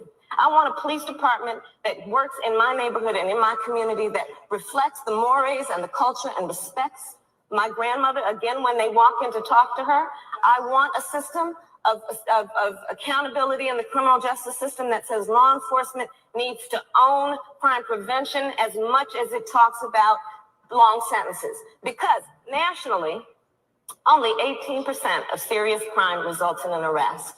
So if I, as law enforcement, with my responsibility to keep you safe, only talk about keeping you safe by sending people to prison for a long time, I'm necessarily going to fall short, because the vast majority of that crime's not even hitting my system. So if I'm going to keep my promise to you to keep you safe, I better talk with you about what I'm doing with their family. So once again, I want to play that back one more time. Nobody cares about the fact that we've got a bunch of young black and brown men in prison. That argument is not working. What I suggest we do as African Americans is own this issue in law enforcement and then define it in the way that works for us, because it is a myth to say that African Americans don't want law enforcement. We do. We want our grandmothers to be able to walk to church and be safe. We want our babies to be able to walk to the park and be safe. What we don't want is racial profiling. What we don't want is excessive force. Right. What we don't want is to have our civil liberties and civil rights be stripped. But we do want law enforcement. So let's define it in the way that works for us by saying, I want community policing. I want a police department that works in my neighborhood and in my community that reflects the mores and the culture and respects my grandmother. Again, when they walk in to talk to her, I want a system of accountability in the criminal justice system that says law enforcement needs to own crime prevention as much as it talks about long sentences. Because nationally, only 18% of serious crime results in an arrest. So if I, as law enforcement, with my responsibility to keep you safe, only talk about keeping you safe by sending people to prison for a long time, I'm necessarily going to fall short, because the vast majority of that crime's not even hitting my system. So if I'm going to keep my promise to you to keep you safe, I better talk with you about what I'm doing. Nobody cares about the fact that we've got. So once again, child, folk be cherry picking and pussy popping and wanting to be carved out the narratives that support their dislike and disdain of Miss Kamala Harris, whose mother raised her to see herself as a person of color because her Indian mother understood the racist ass assignment of a racist ass America that was a lot better than the country they came from, but nonetheless had its own issues, and one of those issues was racism. Okay. I think that's a fair assessment. You know, I'm an abolitionist, so I believe in just the abolishing of the entire goddamn criminal justice system altogether. I don't think we need prisons. There's a lot of other things that could be put in its place. There's a lot of rehabilitation methods and realities that could stand in place of just creating a house for prisoners where they don't have to subject themselves to any type of psychoactive treatment. They don't have to subject themselves to any type of therapy. They don't have to subject themselves to any of the rehabilitating programs that are offered. But I think that's a reasonable balance, to just instead prison reform or police reform. There's a conversation for that too. It's not one that I got any confidence in, but I think that's a reasonable middle. And here it is, this woman who people claim is, anti-black, and she's locking all these niggas up, etc., is talking and got her foot on police. Got her foot on the neck of the police state. Got her foot on the neck of police reform. While your coming president wants to give police officers qualified immunity, but we're going to be moving along. Because this fact-checking article from Politico I found to be a complete cackle. And I guess since I got time, girl, I might as well just let Haven read it, child. Let me see. Let me pull up this Politico article, girl. Fact check. Trump's policies for America. Trump says he's the best president for niggas. Is that really true? Well, let's find out, because none of it is true. Lil Wayne set social media ablaze Thursday when the self-proclaimed best rapper alive revealed meeting privately with President Donald Trump, joining the pantheon of past their prime black male rap stars, Ice Cube and 50 Cent, and embracing the president. I don't even want to read the quote. 10 of millions of Americans had already voted early in the presidential blah, blah, blah, blah, blah. Let's get to it, girl. Criminal justice reform. The morning after Philadelphia police fatally shot a black man, 27-year-old Walter Wallace Jr., Trump praised officers as the most incredible people on earth. That's who these niggas want in office, okay? While they yipping and yapping and dapping and rapping about how bad Miss Kamala is. Once again, I want to know 3 months out, 90 days, 80 days out from a presidential election, bitch, who exactly would be the alternative? Because because a convicted felon who praised cops as the most incredible people on earth after national news went around the world of them unaliving a 27-year-old Walter Wallace Jr. certainly does not make any damn sense to me. Later that day, his campaign rolled out a new ad, Uphold the Law, a 30-second spot that falsely accused Biden and Kamala Harris of fanning flames while American cities burnt, quote, refusing to strongly condemn violence, the narrator says, and supporting bail funds that help let rioters, looters, and dangerous criminals out of jail. Once again, though, you let Trump tell it as he did in front of the NAJB. He wants to factually pardon the insurrectors who broke into a federal building and abused, beat, and berated 100 plus damn armed guards, leaving one to die in the coming days afterwards from the stress and trauma of dealing with such an ordeal.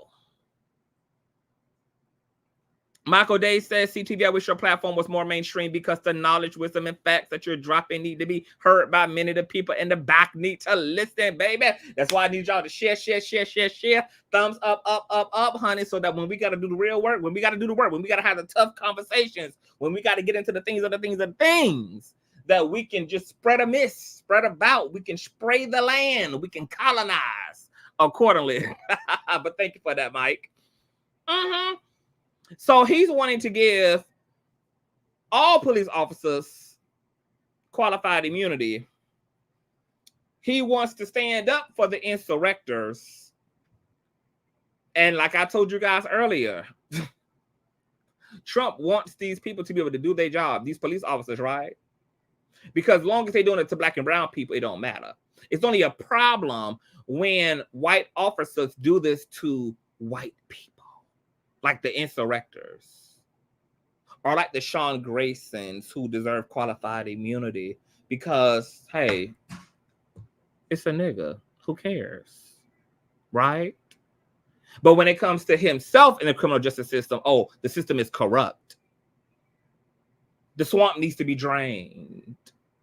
When it comes to the insurrectors, when it comes to his own criminality and his charges, girl, he can recognize the system as lopsided. But anytime it comes to a conversation about what these powers that be are doing to black and brown people, there's good people on both sides. Police officers are some of the most incredible folk. They deserve and need to have qualified immunity. Later that day, okay, I just read that.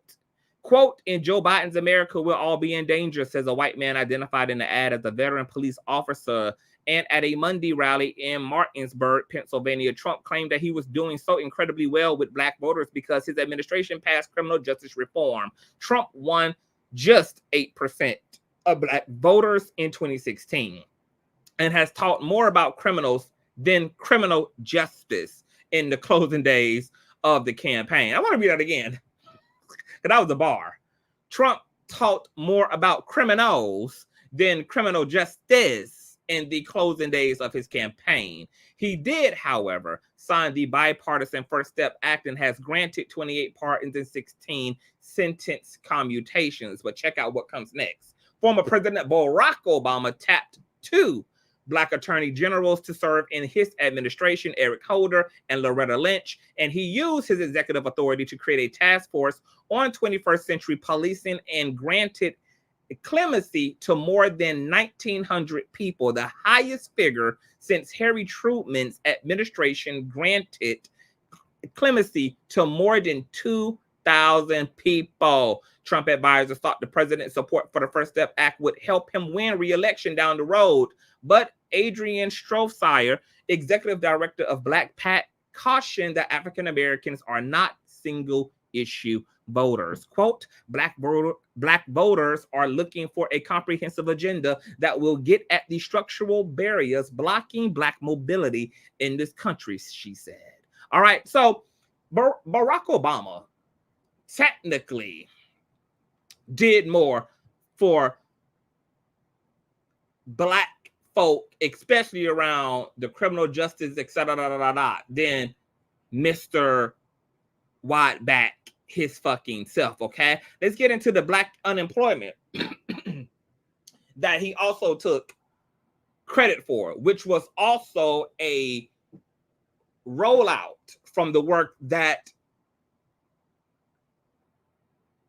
Barack's office and administration had done. It pretty much just bled over into Donald Trump's administration, and he took the residuals and acted like he created what became some leverage as it relates to black unemployment rates. In West Salem, Wisconsin, on Tuesday, the president claimed that the unemployment rate for African Americans had reached the lowest level ever recorded in a short period of time. Under the Trump administration, the black unemployment rate steadily improved, dropping to 5.4% at its bottom in August of 2019, compared to 7.5% when Trump took office in January 2017. But that achievement is attributable to economic growth that was already revving when Trump took office, okay, revving as a result of Barack's office, okay? Quote, basically, we saw a continuation of the steady growth of the economy that we saw in the years prior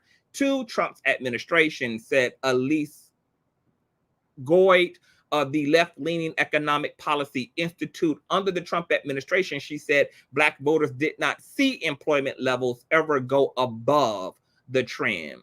Goyd added that when the labor market is tight like it was in the first 3 years of the Trump administration, discrimination tends to decline.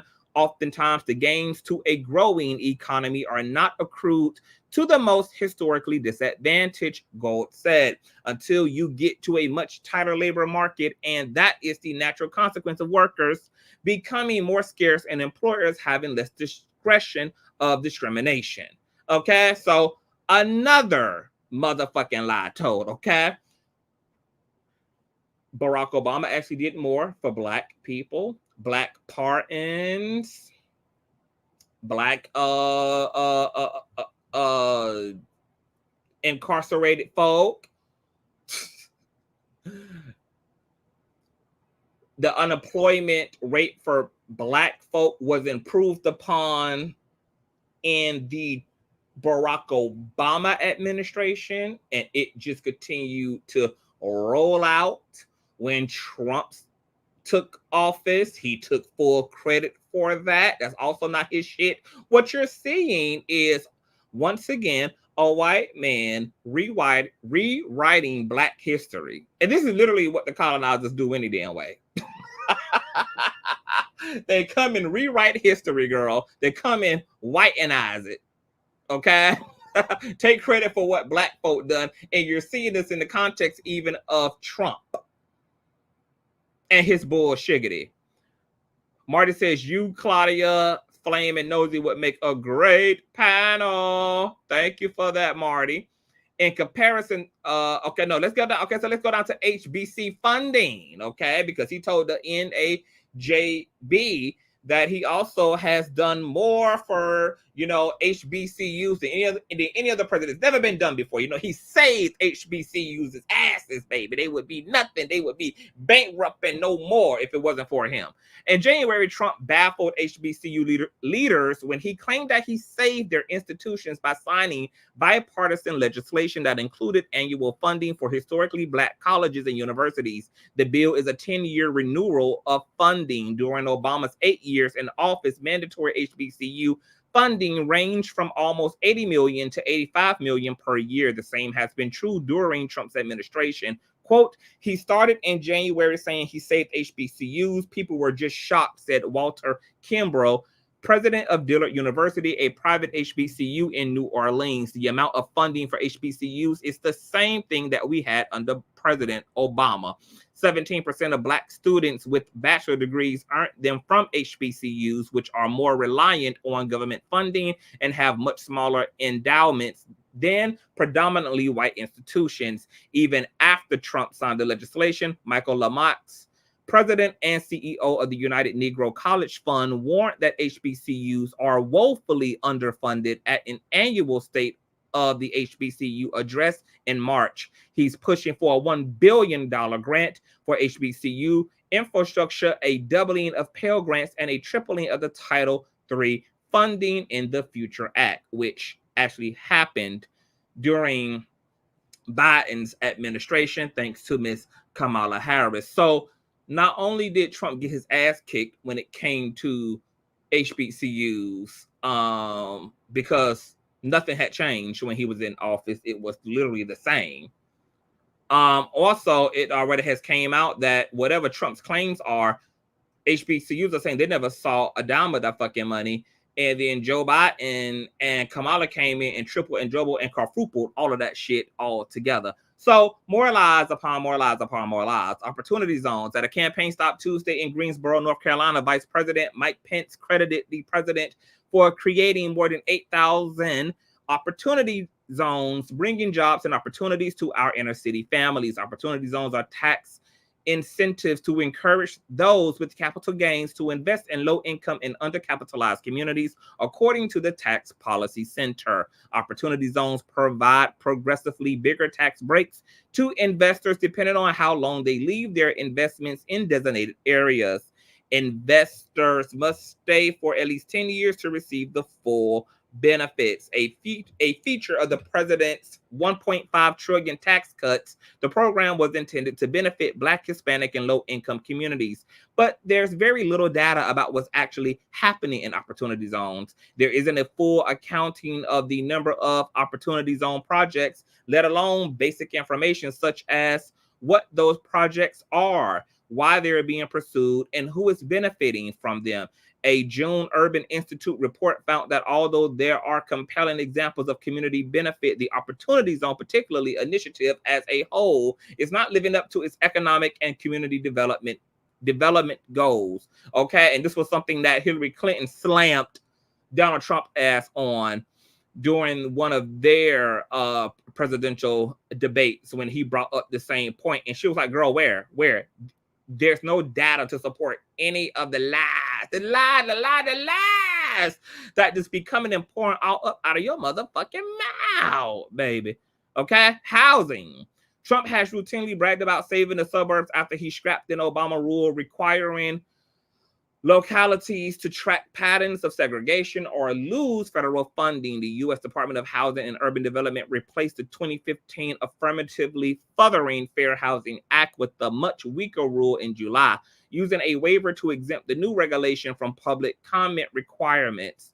Public comments allow people to weigh in on proposed rules before they're finalized, but by bypassing that critical step, the agency initially expedited a month-long process without any public input. Quote, "He's using absolutely baseless fear of crime and decreased property value as attempted triggers to get a white anxiety about living with people of color and African Americans in particular, and the idea of integration itself," said Thomas Silverstein, a counsel in the Fair Housing and Community Development Project at the Lawyers Committee for Civil Rights Under Law.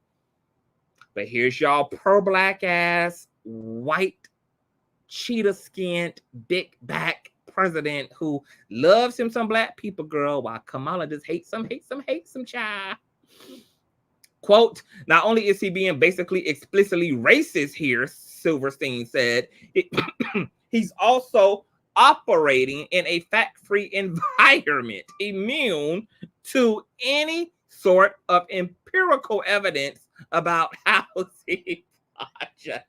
Another intelligent person calling Trump in a very intelligent way a goddamn dummy, okay, who specializes in fake news and literally says anything out of his motherfucking mouth, even if it can be debunked by Webster's dictionary on the goddamn spot, okay, who is explicitly racist in his policies and his initiatives, etc., girl, but he's done so much. Okay, done so much for the black community. And this article was produced back in where? This is a political article from 2020, girl. Okay, so imagine an updated one. Okay, because see, they ain't even got to the NAJP statements and all the other shit he been saying currently in rallies. So my question still is, what in the hell are all of the anti-Kamala Harris folk and communities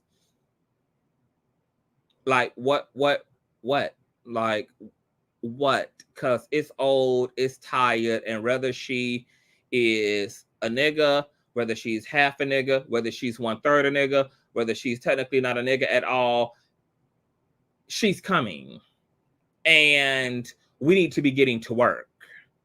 We need to be, once again, working toward a vision, a very detailed one. We need to be thinking and strategizing about how we can collaborate with her to get whatever it is that's important to us as a community done. We need to be doing the work to prepare for the election in the next 4 years to come. Whatever conversations we could not get to within a 3-month period, now that we are crammed in between, we now got 4 fucking years to sort through it and to be about it on the next go around. And I'm still trying to, and ain't heard not one conversation, regardless of what the hell people think they can say about Kamala, that can make a convicted felon pending S.A.er, Jeffrey Epstein's best friend, make sense as a president, because that's exactly what the fuck the default will be. Okay, I literally spent all weekend listening to so many panel discussions, so many they not like us panels and Zoom calls, girl, of black people dragging Kamala Harris and turning her every which way but loose, girl, for 2 whole fucking hours, and not near person produced a solution. And nobody wanted to say we're voting for Trump, but that's exactly what they knew the vote was going to default to if you're sitting here convincing black and brown people why they should not vote for Kamala. So why are you scared to say it? Why the fuck you scared to say vote for motherfucking Trump? It's just so funny to me that these folk can't even say it. These folk can't even say it. But that's exactly what they mean when they're going to fuck in on Kamala. When they're convincing you that she is just going to lock us all up and she's just going to federalize throwing black innocent people into prison, girl. So just say it. Why won't they say it? Why? Okay? Your back is up against the wall. It's just a little too late. This is where we're at. This is what we're doing. And this is the 2 titans in its place. I like Kamala. I don't need her to be a nigga to like her. I like her. I like what she stands for. I'm about what she stands for. And I'm curious to see what we're going to do with her now that we have her, because there's a lot of work to be done. A lot of work to be done. And what I'm absolutely clear about is Trump is not getting my vote at all. You're just not going to convince me that an essayer and a fucking convicted felon and a fucking liar and a entertainment personality deserves to be president when he shouldn't have been president at all to begin with. This country never wanted this motherfucker ever. Hillary stole the popular vote. And when the Electoral College saved Trump's ass, the country went and voted Joe ass in order to get rid of Trump. And they're going to do the same thing with Kamala, which is why her polls are rising and rising and rising and rising and rising. The country never wanted this motherfucker. A minority wanted Trump. Everybody else can see with seeing eyes. And all black folk can do is bring their black asses to the stage and talk about how she not black, bitch. Where is our Project 2025? I don't give a fuck whether she's black or not. She's coming. What are we going to do with her? What is our in and out play-by-play girl to restore and equalize this country for our sake and to neutralize these threats to our kind? What is our play-by-play on economics? What is it? Where is it? That's what we need to be creating. That's what we need to be documenting. This is about to be a collaborative effort. We should be trying to be creative right now. Trump want to give these fucking police officers that are unaliving black and brown men, black and brown children, black and brown women, qualified immunity. He wants to draft your fucking children if they attend public schools while allowing privileged kids who can afford private schooling and private tutelage. Immunity. Don't want, God forbid, the children of wealthy people who are going to probably become heirs of wealth, they're valuable. Send these poor ass motherfuckers to war.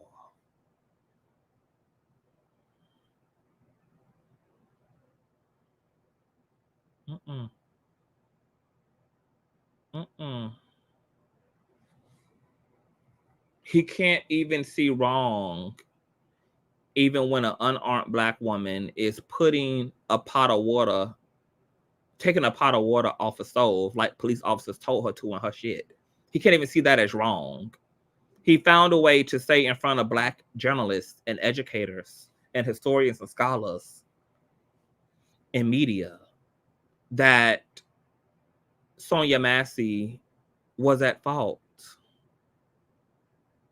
but defended the insurrectors and is defending himself, who is a convicted felon. But when Mr. Walter Wallace Jr. was unalived the morning of, Trump was out here talking about how police are incredible folk. Because as long as they're doing what they were initially created to do, which was to police black and brown people, to protect white people from black people, he's okay. He's all right.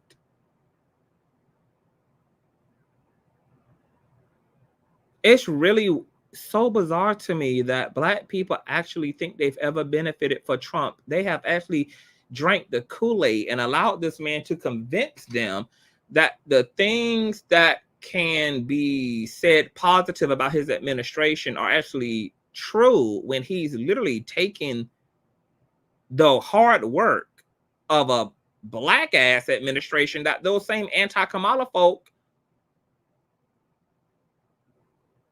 also are dragging and disqualifying Barack Obama's office over. They can't stand his ass either, without realizing that everything that they are celebrating Trump about were all of the results of that black ass administration.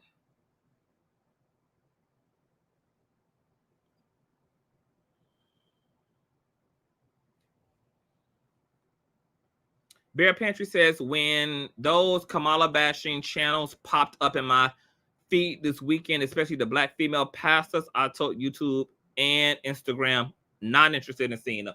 I was so curious, Bear Pantry. I said, let me go tiptoe. I'm just like, maybe they're on to something. And so funny, like, if I had not done my work on Kamala prior, if I had just allowed people to convince me about who this woman was and what she's done to the black community prior to being VP, I probably would have fell asleep behind the wheel, just like them. Because one thing about our people is that, baby, we don't like to necessarily go and inform ourselves totally. That's why we look for leaders. We need pastors. We like somebody who's going to read the Bible for us, somebody who's going to interpret it for us, somebody who's going to translate it for us, somebody who's going to shout it to us, anybody who can just make learning easier, baby. If we just don't got to do it ourselves. One of the best things I did when it comes to this whole presidency thing is educating myself on Kamala. And now I understand. Now I can actually really choose a side and take a side from an informed way. But we got a lot of work to do, outside of Kamala, outside of Miss Presidential election, honey. We got a lot of work to do, y'all. And I think this Project 2025 should have us go the long run, because guess what? We're going to be back in this predicament in 4 years. The Republicans are never going to stop racing toward power. Project 2025 proved that even if we can hold them off and keep them from coming through the gates this time, we know that they have a plan, they have a war strategy, and that they're coming. And so now when we talk about what the future needs to look like for us as a people, because the beautiful thing about Project 2025 is that it came for everybody's necks. It just wasn't about black people. It just wasn't about women. It just wasn't about LGBT folk. That shit is about the white underclass as well. It's about the white middle class as well. And that's why you're seeing so many sides now meeting in the fucking middle. And I was hoping that this is what Project 2025 was going to do. was it was going to allow us to see that the puppet masters of the system are willing to eat their own as well, and that this ain't just a anti-black agenda. It's not just an anti-LGBT agenda. This is a classism driven agenda. And white people now understand that their own is willing to gobble and swallow them up and put them into the belly of the fucking beast. But these people are going to keep coming for the throne. They're going to keep coming for the seats of Congress. They're going to keep coming for the Constitution. They're coming. And they're coming with their Trojan horses. We will be back here in 4 years.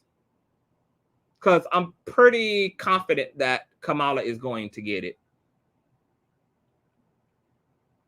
Trump is going to...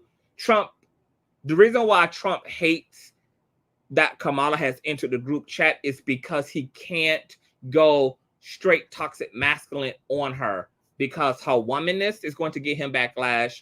Her biracialness is going to get him backlash like it is now. He can't tear her ass into smithereens and go at her the way he can go at a nigga.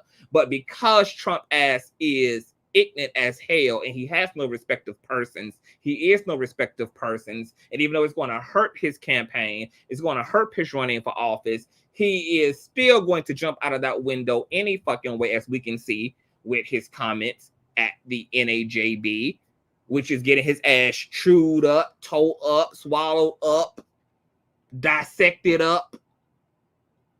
Even people from the right are saying Trump need to shut the fuck up. You cannot go at Kamala the way that you could go at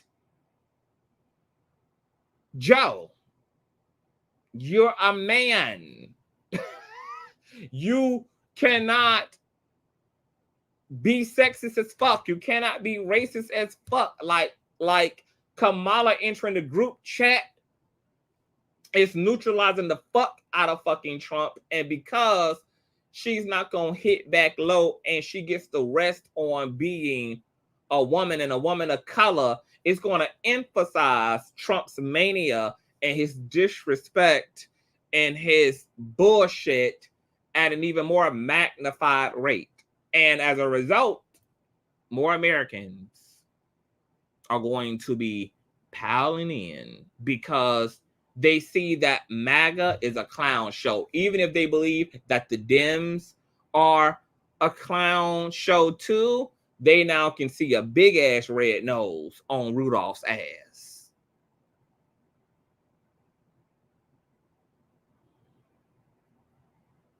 And like they've been saying, Project 2025 is not new.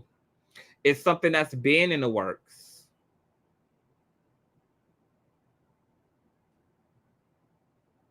It's been here.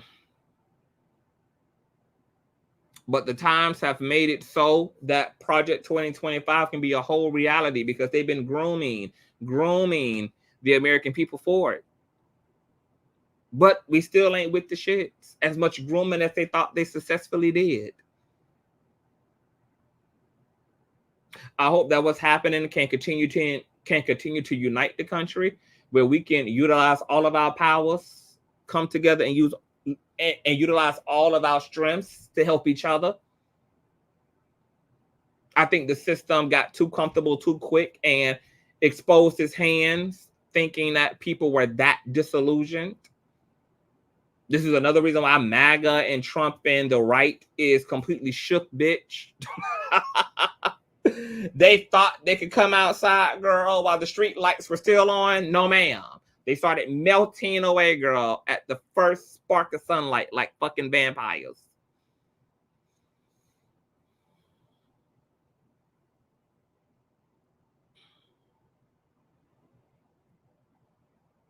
Right, Christopher? So many against Kamala. It's sad. It's weird because I don't, once again, it's so weird to me. It's one thing to talk about Kamala, but to talk about her and to drag her and to put out all this information about her and to make the conversation around her around respectability politics and all this shit, and to not have a solution in the end, to not still say at the very least, well, this is what we got, people, and if it had to come between her ass and Trump, we need to at least vote her ass in. The fact that they won't even say that, but they also won't champion Trump either, is just very destructive. Because basically what you are saying without saying it is vote for Trump. It so matters that she's not a black person. It so matters that somehow that should make Trump make sense. It's literally fucking delusional. It's delusional as fuck. If black men and black women think that they are better off with a fucking president who thinks that there is, mind you, did Trump ass give y'all asses reparations? Oh, okay. So since he had no more of an obligation to give your black ass reparations, don't come with the reparation conversation now. Nobody gives a damn. Okay? Nobody gives a damn. Your niggas been looking good and living good without it. Reparations are not. This is it. No, she ain't gotta be like me, but she is like me when it comes to Trump ass. Y'all need her to be like y'all. That ain't my standard, baby. She getting my motherfucking vote, bitch, because she just like me when it comes to Trump ass. Okay? It's called a commonality. It's called a mutuality. It's called a you scratch my back, I scratch yours, baby. Okay, she ain't gotta be a carbon copy. All that shit is irrelevant to me. I'm very clear about what that side is trying to do, and I'm now very informed about Kamala as a standard politician. I like her as a politician. I do not consider her a black person when it comes to reparations conversations, because she's not. And any person who's not a descendant of slaves on this particular landmass is not a black person. They are a person of color. They are a black and brown person. But outside of that particular topic of reparations and ownership and claim to the land, she's a person of color. She has decent she has a mission statement that I stand behind, because I'm definitely a pro-woman. I'm pro-autonomy. I am pro all of that. I am pro go green. I am pro education. I'm pro truancy. I am pro LGBT. I'm pro all of that. I'm pro all of that. So that's where she is just like me when it comes to all those things. And that's why she's getting my motherfucking vote. That would be sickening, Katie. I would love to have, because at some point, Kamala does need to have the conversation. There needs to be a conversation. I would love for her to address a lot of the conspiracies around her, you know, if that would help some melanated folk to feel better, and some melanated community, especially the ones who are having a very adverse reaction to her. I would love for there to be, you know, for her to deal with it. I don't want her or anyone, you know, to run from it, run toward it, you know, sit down with the people, have a civilized, hard conversation where, you know, she can speak to and address things that happen under her watch as a prosecutor, as DA, people who was not informed about what the fuck she been doing since 2011, because she been about this work. She been doing these things, all the things that people don't know. And shout out to the Black LGBT historians and journalists and politicians who worked alongside Kamala as DA and prosecutor. Like, I can never thank that black panel of black LGBT folk coming together to lay it the fuck down about Kamala, including people who were able to speak directly from the inside of the situation, girl. Like, when I heard that Kamala had motherfucking drank the swamp, bitch, and had blackenized her whole fucking office, girl, I was fucking screaming. Fucking screaming. I love that for her. I love that for us. And that's the type of information that needs to be out there. Because, see, the people who are talking the reality of Kamala's initiatives and time as DA, time as prosecutor, like right now, their voices are still very much so the smaller voices in the room. I'm actually going to reach out to a lot of those individuals who was on that panel and have them come over here with us and talk about Kamala. And hell, you know, if I gotta send a dick pic or something, baby, to get them to put a word in, you know, put a word in with Kamala. Tell her to come sit down over here with the conscious crew, baby. And let's talk about it. Let's do it, honey. Let's ask her the hard questions. You know, it does need to be done, you know, and she deserves to have a say-so about the narratives over her. And once again, she doesn't need to be a black person in order to help black people. She is nonetheless still a woman of color in a white man's patriarchy. And she got the same hiccups that any other black woman would have in this system. And she too knows that she got to code switch and she got to speak a certain kind of way publicly because she can't put white people on game. You know, because that's where the dividing line between black people and people of color disappear again, is once we get back to the conversation about all of our experiences in the system, we all are having the same experiences. You know, all of my biracial cousins, they get treated like niggas in this system. They get police, frisk, jailed, stereotyped, just like, you know, me and anybody else does, you know? So there's still a major common ground. But I do agree that when it comes to certain conversations about the business of being black, that's where the identities need to be straightened out and very nuanced. But in a general sense, all people of color are being discriminated against in this fucking system, one way over the other, you know? So shout out to her. I hope she's going to be a pleasant surprise. But more importantly, I hope that we as a people continue to do our fucking work. We got to work, y'all. These maniacs, girl, these conservative, religious, hyper-bigoted ass psychopaths, they are coming. They're coming for our freedoms. They're coming for our liberties.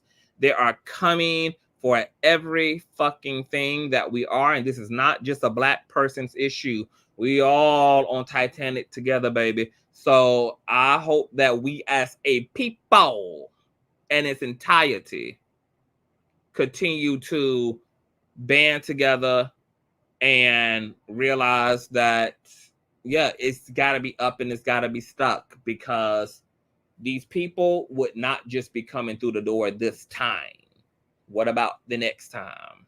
Whatever we need to create, whatever we need to do to be an even bigger powerhouse, we're going to have 4 years to be figuring that out and putting that to fucking together. And to all of the Kamala haters, etc., girl, if y'all want Trump, just be bold enough to say that. Run down there and go vote for his ass, okay? Like, y'all way too pressed about people who about to be voting for fucking Kamala. Y'all not gonna talk nobody ass out of voting for her ass, okay? If you want Trump, go down there and get Trump, baby. Have your grandma vote him. Have your children vote him. Have all your adopted sisters and brothers and everybody else motherfucking vote him, baby. Let's motherfucking vote Trump. Okay, because the way these niggas was niggering this weekend, baby, I'm like, girl, can y'all open up the booth now and let these niggas go set these niggas free, baby? Can somebody open up the gates of the plantation, bitch? Let these niggas want Master's house bad, baby. I almost wanted to go pick all their asses up personally, baby, and Uber their asses. Uber their ass right to the young, baby. Ain't nobody more excited. And more excited for these niggas than me, baby. I can't wait till these niggas get to feel empowered, girl. When them booths open up, baby, and they get to put Trump ass on that ballot, bitch, okay? The election day could not come sooner. Baby, open up the polls now, Kamala. Set these niggas free, baby. They need white zaddy. Okay? Beer. They need a beer, girl. Beer, girl. Just the desperation in their voices, girl. Girl. Give these niggas they white medicine, baby. Okay? Let them have it, sugar. Okay, if they feel they in a trauma bond, bitch, because they can now identify with Trump and all his damn felonies and Trump and all his goddamn charges, girl, his goddamn delinquent ass bills, baby. Okay, he done became a brother now. Please let these niggas go pour one out, girl, and throw some damn tennis shoes around the power line in tribute, girl, to their next of kin, Miss Trump, child. Okay? Because don't nobody want that more for them than me.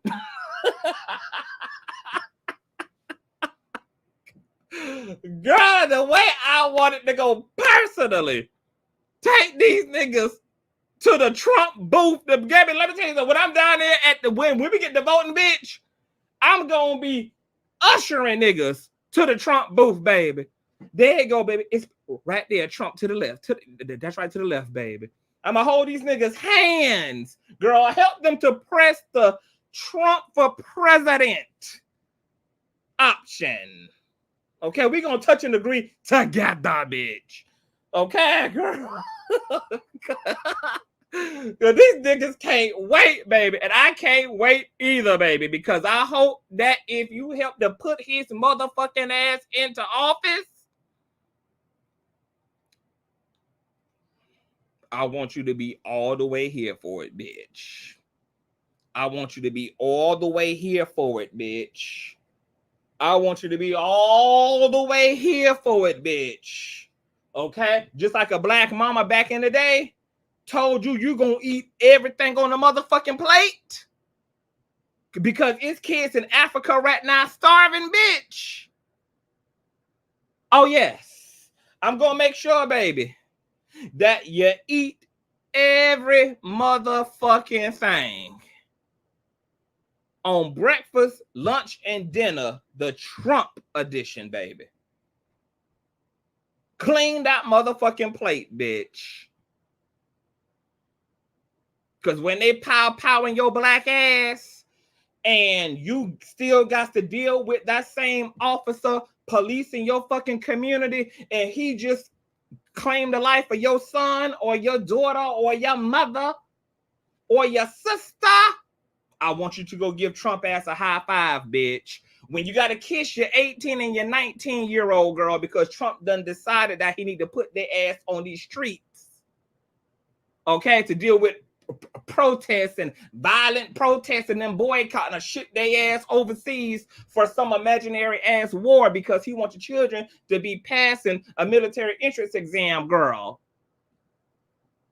Upon exiting high school, child, I want you to go and give Trump a high five, bitch.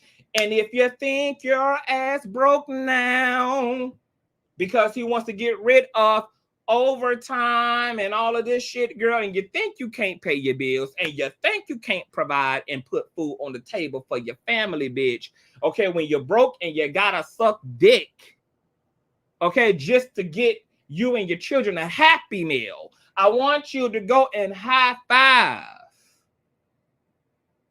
your big homie, your big bro, Trump girl.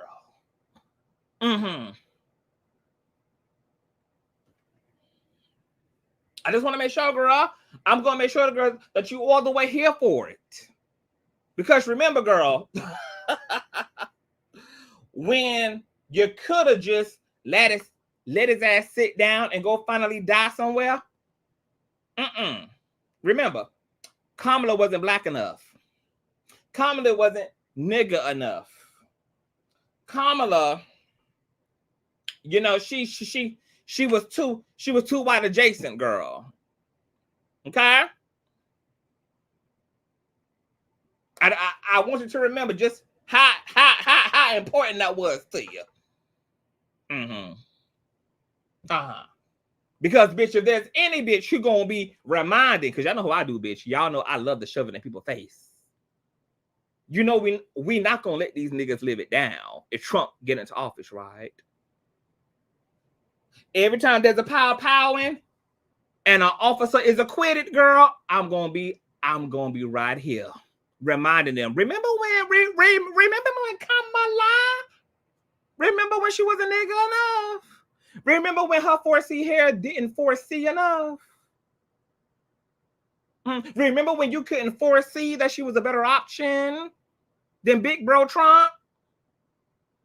Because let me tell you the other issue we're going to have. And I meant to say this earlier.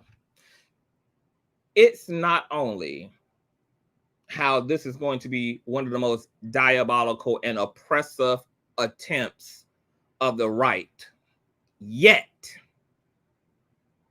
That's an issue. It's not just the policies. It's not just the hypotheticals. It's not just the shit that they are positioning the chess pieces on the chess board to implement for all Americans.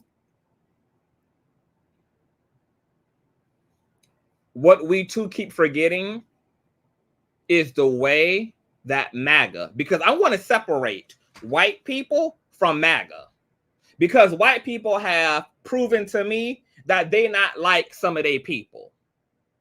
And shout out to white Americans for making themselves distinguishable and distinctive from their MAGA counterparts. Because now we know, as a result of Matthew Thomas Crooks trying to pop Trump ass, and he's a registered Republican his damn self, we know that Donald Trump ain't like us in terms of white America.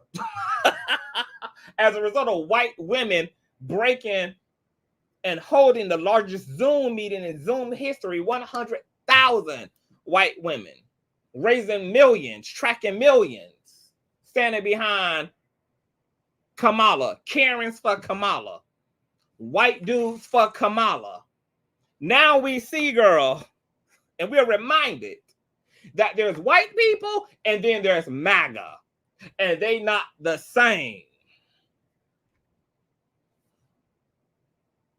The issue outside of the adverse policies and realities that Trump and MAGA want to bring into the equation, the other diabolical thing that none of these flathead ass anti-Kamala Harris black influencers are not remembering, while they're wanting to drag the hell out of Kamala and secretly endorse Trump while being too pussy to just say Team Trump.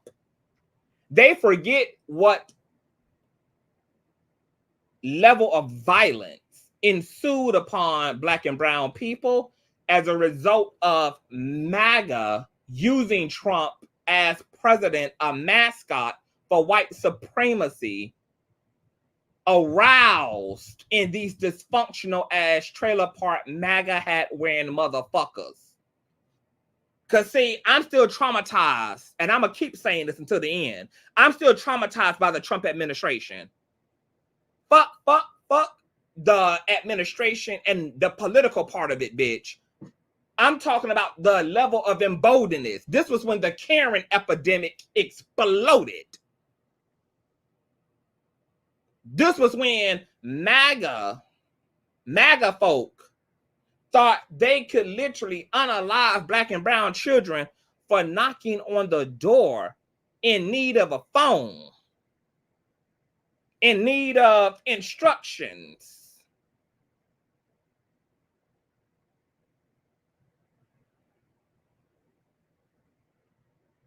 when black and brown people couldn't even bust a U-turn. And white people yards. This is when MAGA literally went ape shit. There were so many fucking deaths and unjust unalivements and shootings happening between MAGA civilians and black civilians. It was fucking outrageous.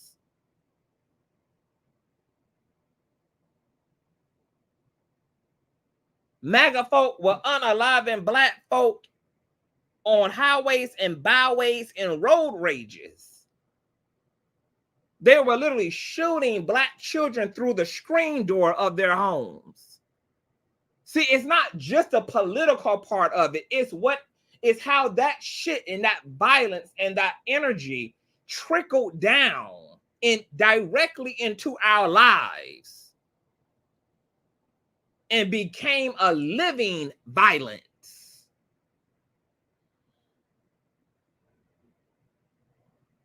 I'm not interested in living none of that shit ever again. I'm not interested in wanting to feel that way about white folk. I'm not interested in having to add on another motherfucking reason to have to carry my Beretta, or as I like to call my Glock, Beretta Scott King, baby. And she's come to set your ass free, bitch, if you pull up on me. Beretta Scott King the Third, baby. I heard you was looking for me. I'm not interested in feeling like every day has to be heightened anxiety and walking around this country because MAGA folk think that their president is a green light to just be out of order and out of hand because, bitch, I'm gonna let you speak to Beretta Scott King the Third, ho. She has a dream that your children will be able to afford burying their mammy and or their damn pappy, baby. Beretta Scott, the king of the third, baby, has a goddamn dream that your future relatives will learn not to ever try another black and brown motherfucker.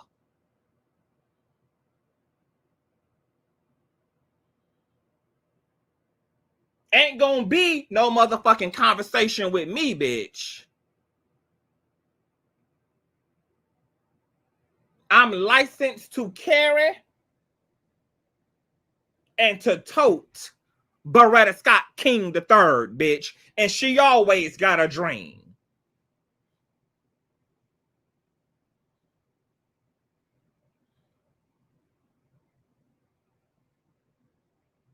I remember how tense and ugly and dark and heavy this country felt under Trump administration. I remember all this shit happening to us as a people while never having the president at the time being able to directly condemn the actions of the people who was terrorizing people like us.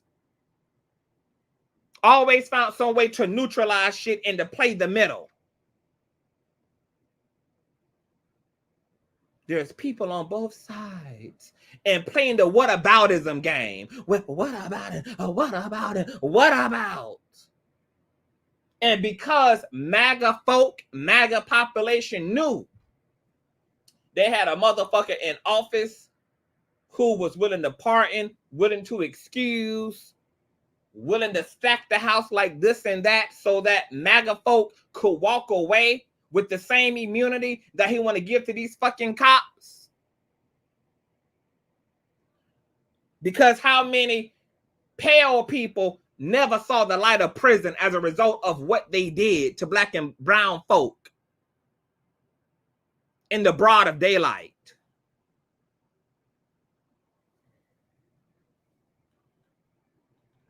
I reported on so many fucking stories. It was insane that I got tired of even talking about it. It began to hurt my mental health, covering all of the fuckery and foolery that MAGA folk use Trump in office as an excuse for and to do the actions they greenlit in themselves, using Trump as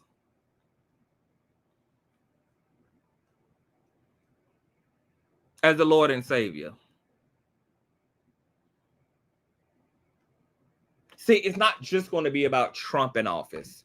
It's not going to just be about policies. It's not going to just be about Project 2025. It's going to be about the evil and the Confederate ass energy that Trump is going to arouse in everyday MAGA ass delusional motherfuckers.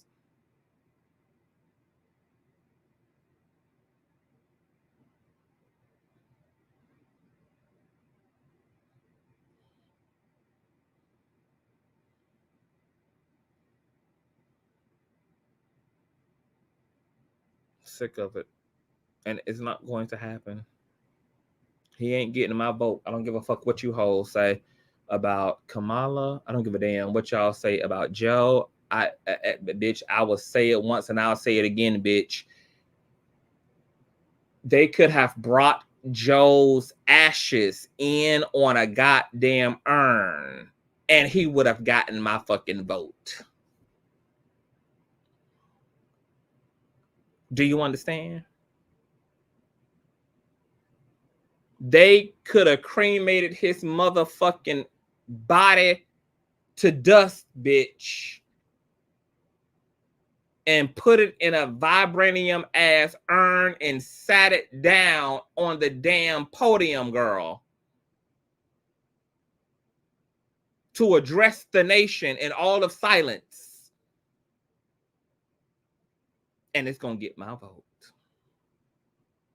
Now, when they can turn Kamala into a sexual offender, bitch, and when they can charge her motherfucking ass with 34 felonies, ho, we'll revisit the conversation about whether Kamala ass need to be forgotten and unforgiven. But until then, bitch, until y'all can give her 34 goddamn felonies and make her a goddamn SA, you could bring Joe Biden's motherfucking ashes, bitch, in a urn, girl. You could pull the casket up to the podium, bitch. And he's getting my motherfucking vote. And you can put a period on that shit.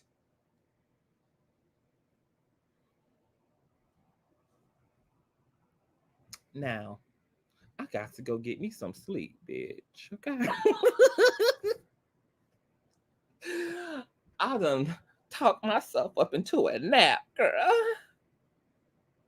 Shout out to my baby mother, my Shirley, for the dancing piece of cash. Yeah. Thank you. Bitch, you heard it first and you heard it forever, bitch. Dead or alive, from the cradle to the grave, bitch. He would get my vote as long as Trump is there, bitch, as an alternative, bitch.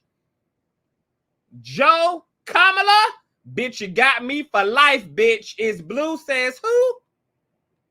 Y'all know what to do. Thumbs up, share the platform out. Y'all can donate. $sign Consciouztv on Cash App, and or you can PayPal a bitch, because we work, baby, for damn near 3 hours. Okay? PayPal.me/Consciouztv, baby. Make it make sense. Oh, I'm going to talk about what Jordana sent me. Because we're going to come back tonight after tea on top of tea. So I will see y'all tonight. I'm going to see y'all tonight, I think, on Nosy Ho's channel for tea on top of tea at 8 p.m. Eastern Standard Time. And then we're going to come back over here tonight, girl, and get into some more political talk. I'm going to drop the link and all that after I get rested up and everything, baby. I love y'all. Keep spreading the truth, light, and love. Be blessed, not stressed, and I'll see y'all later. Bye.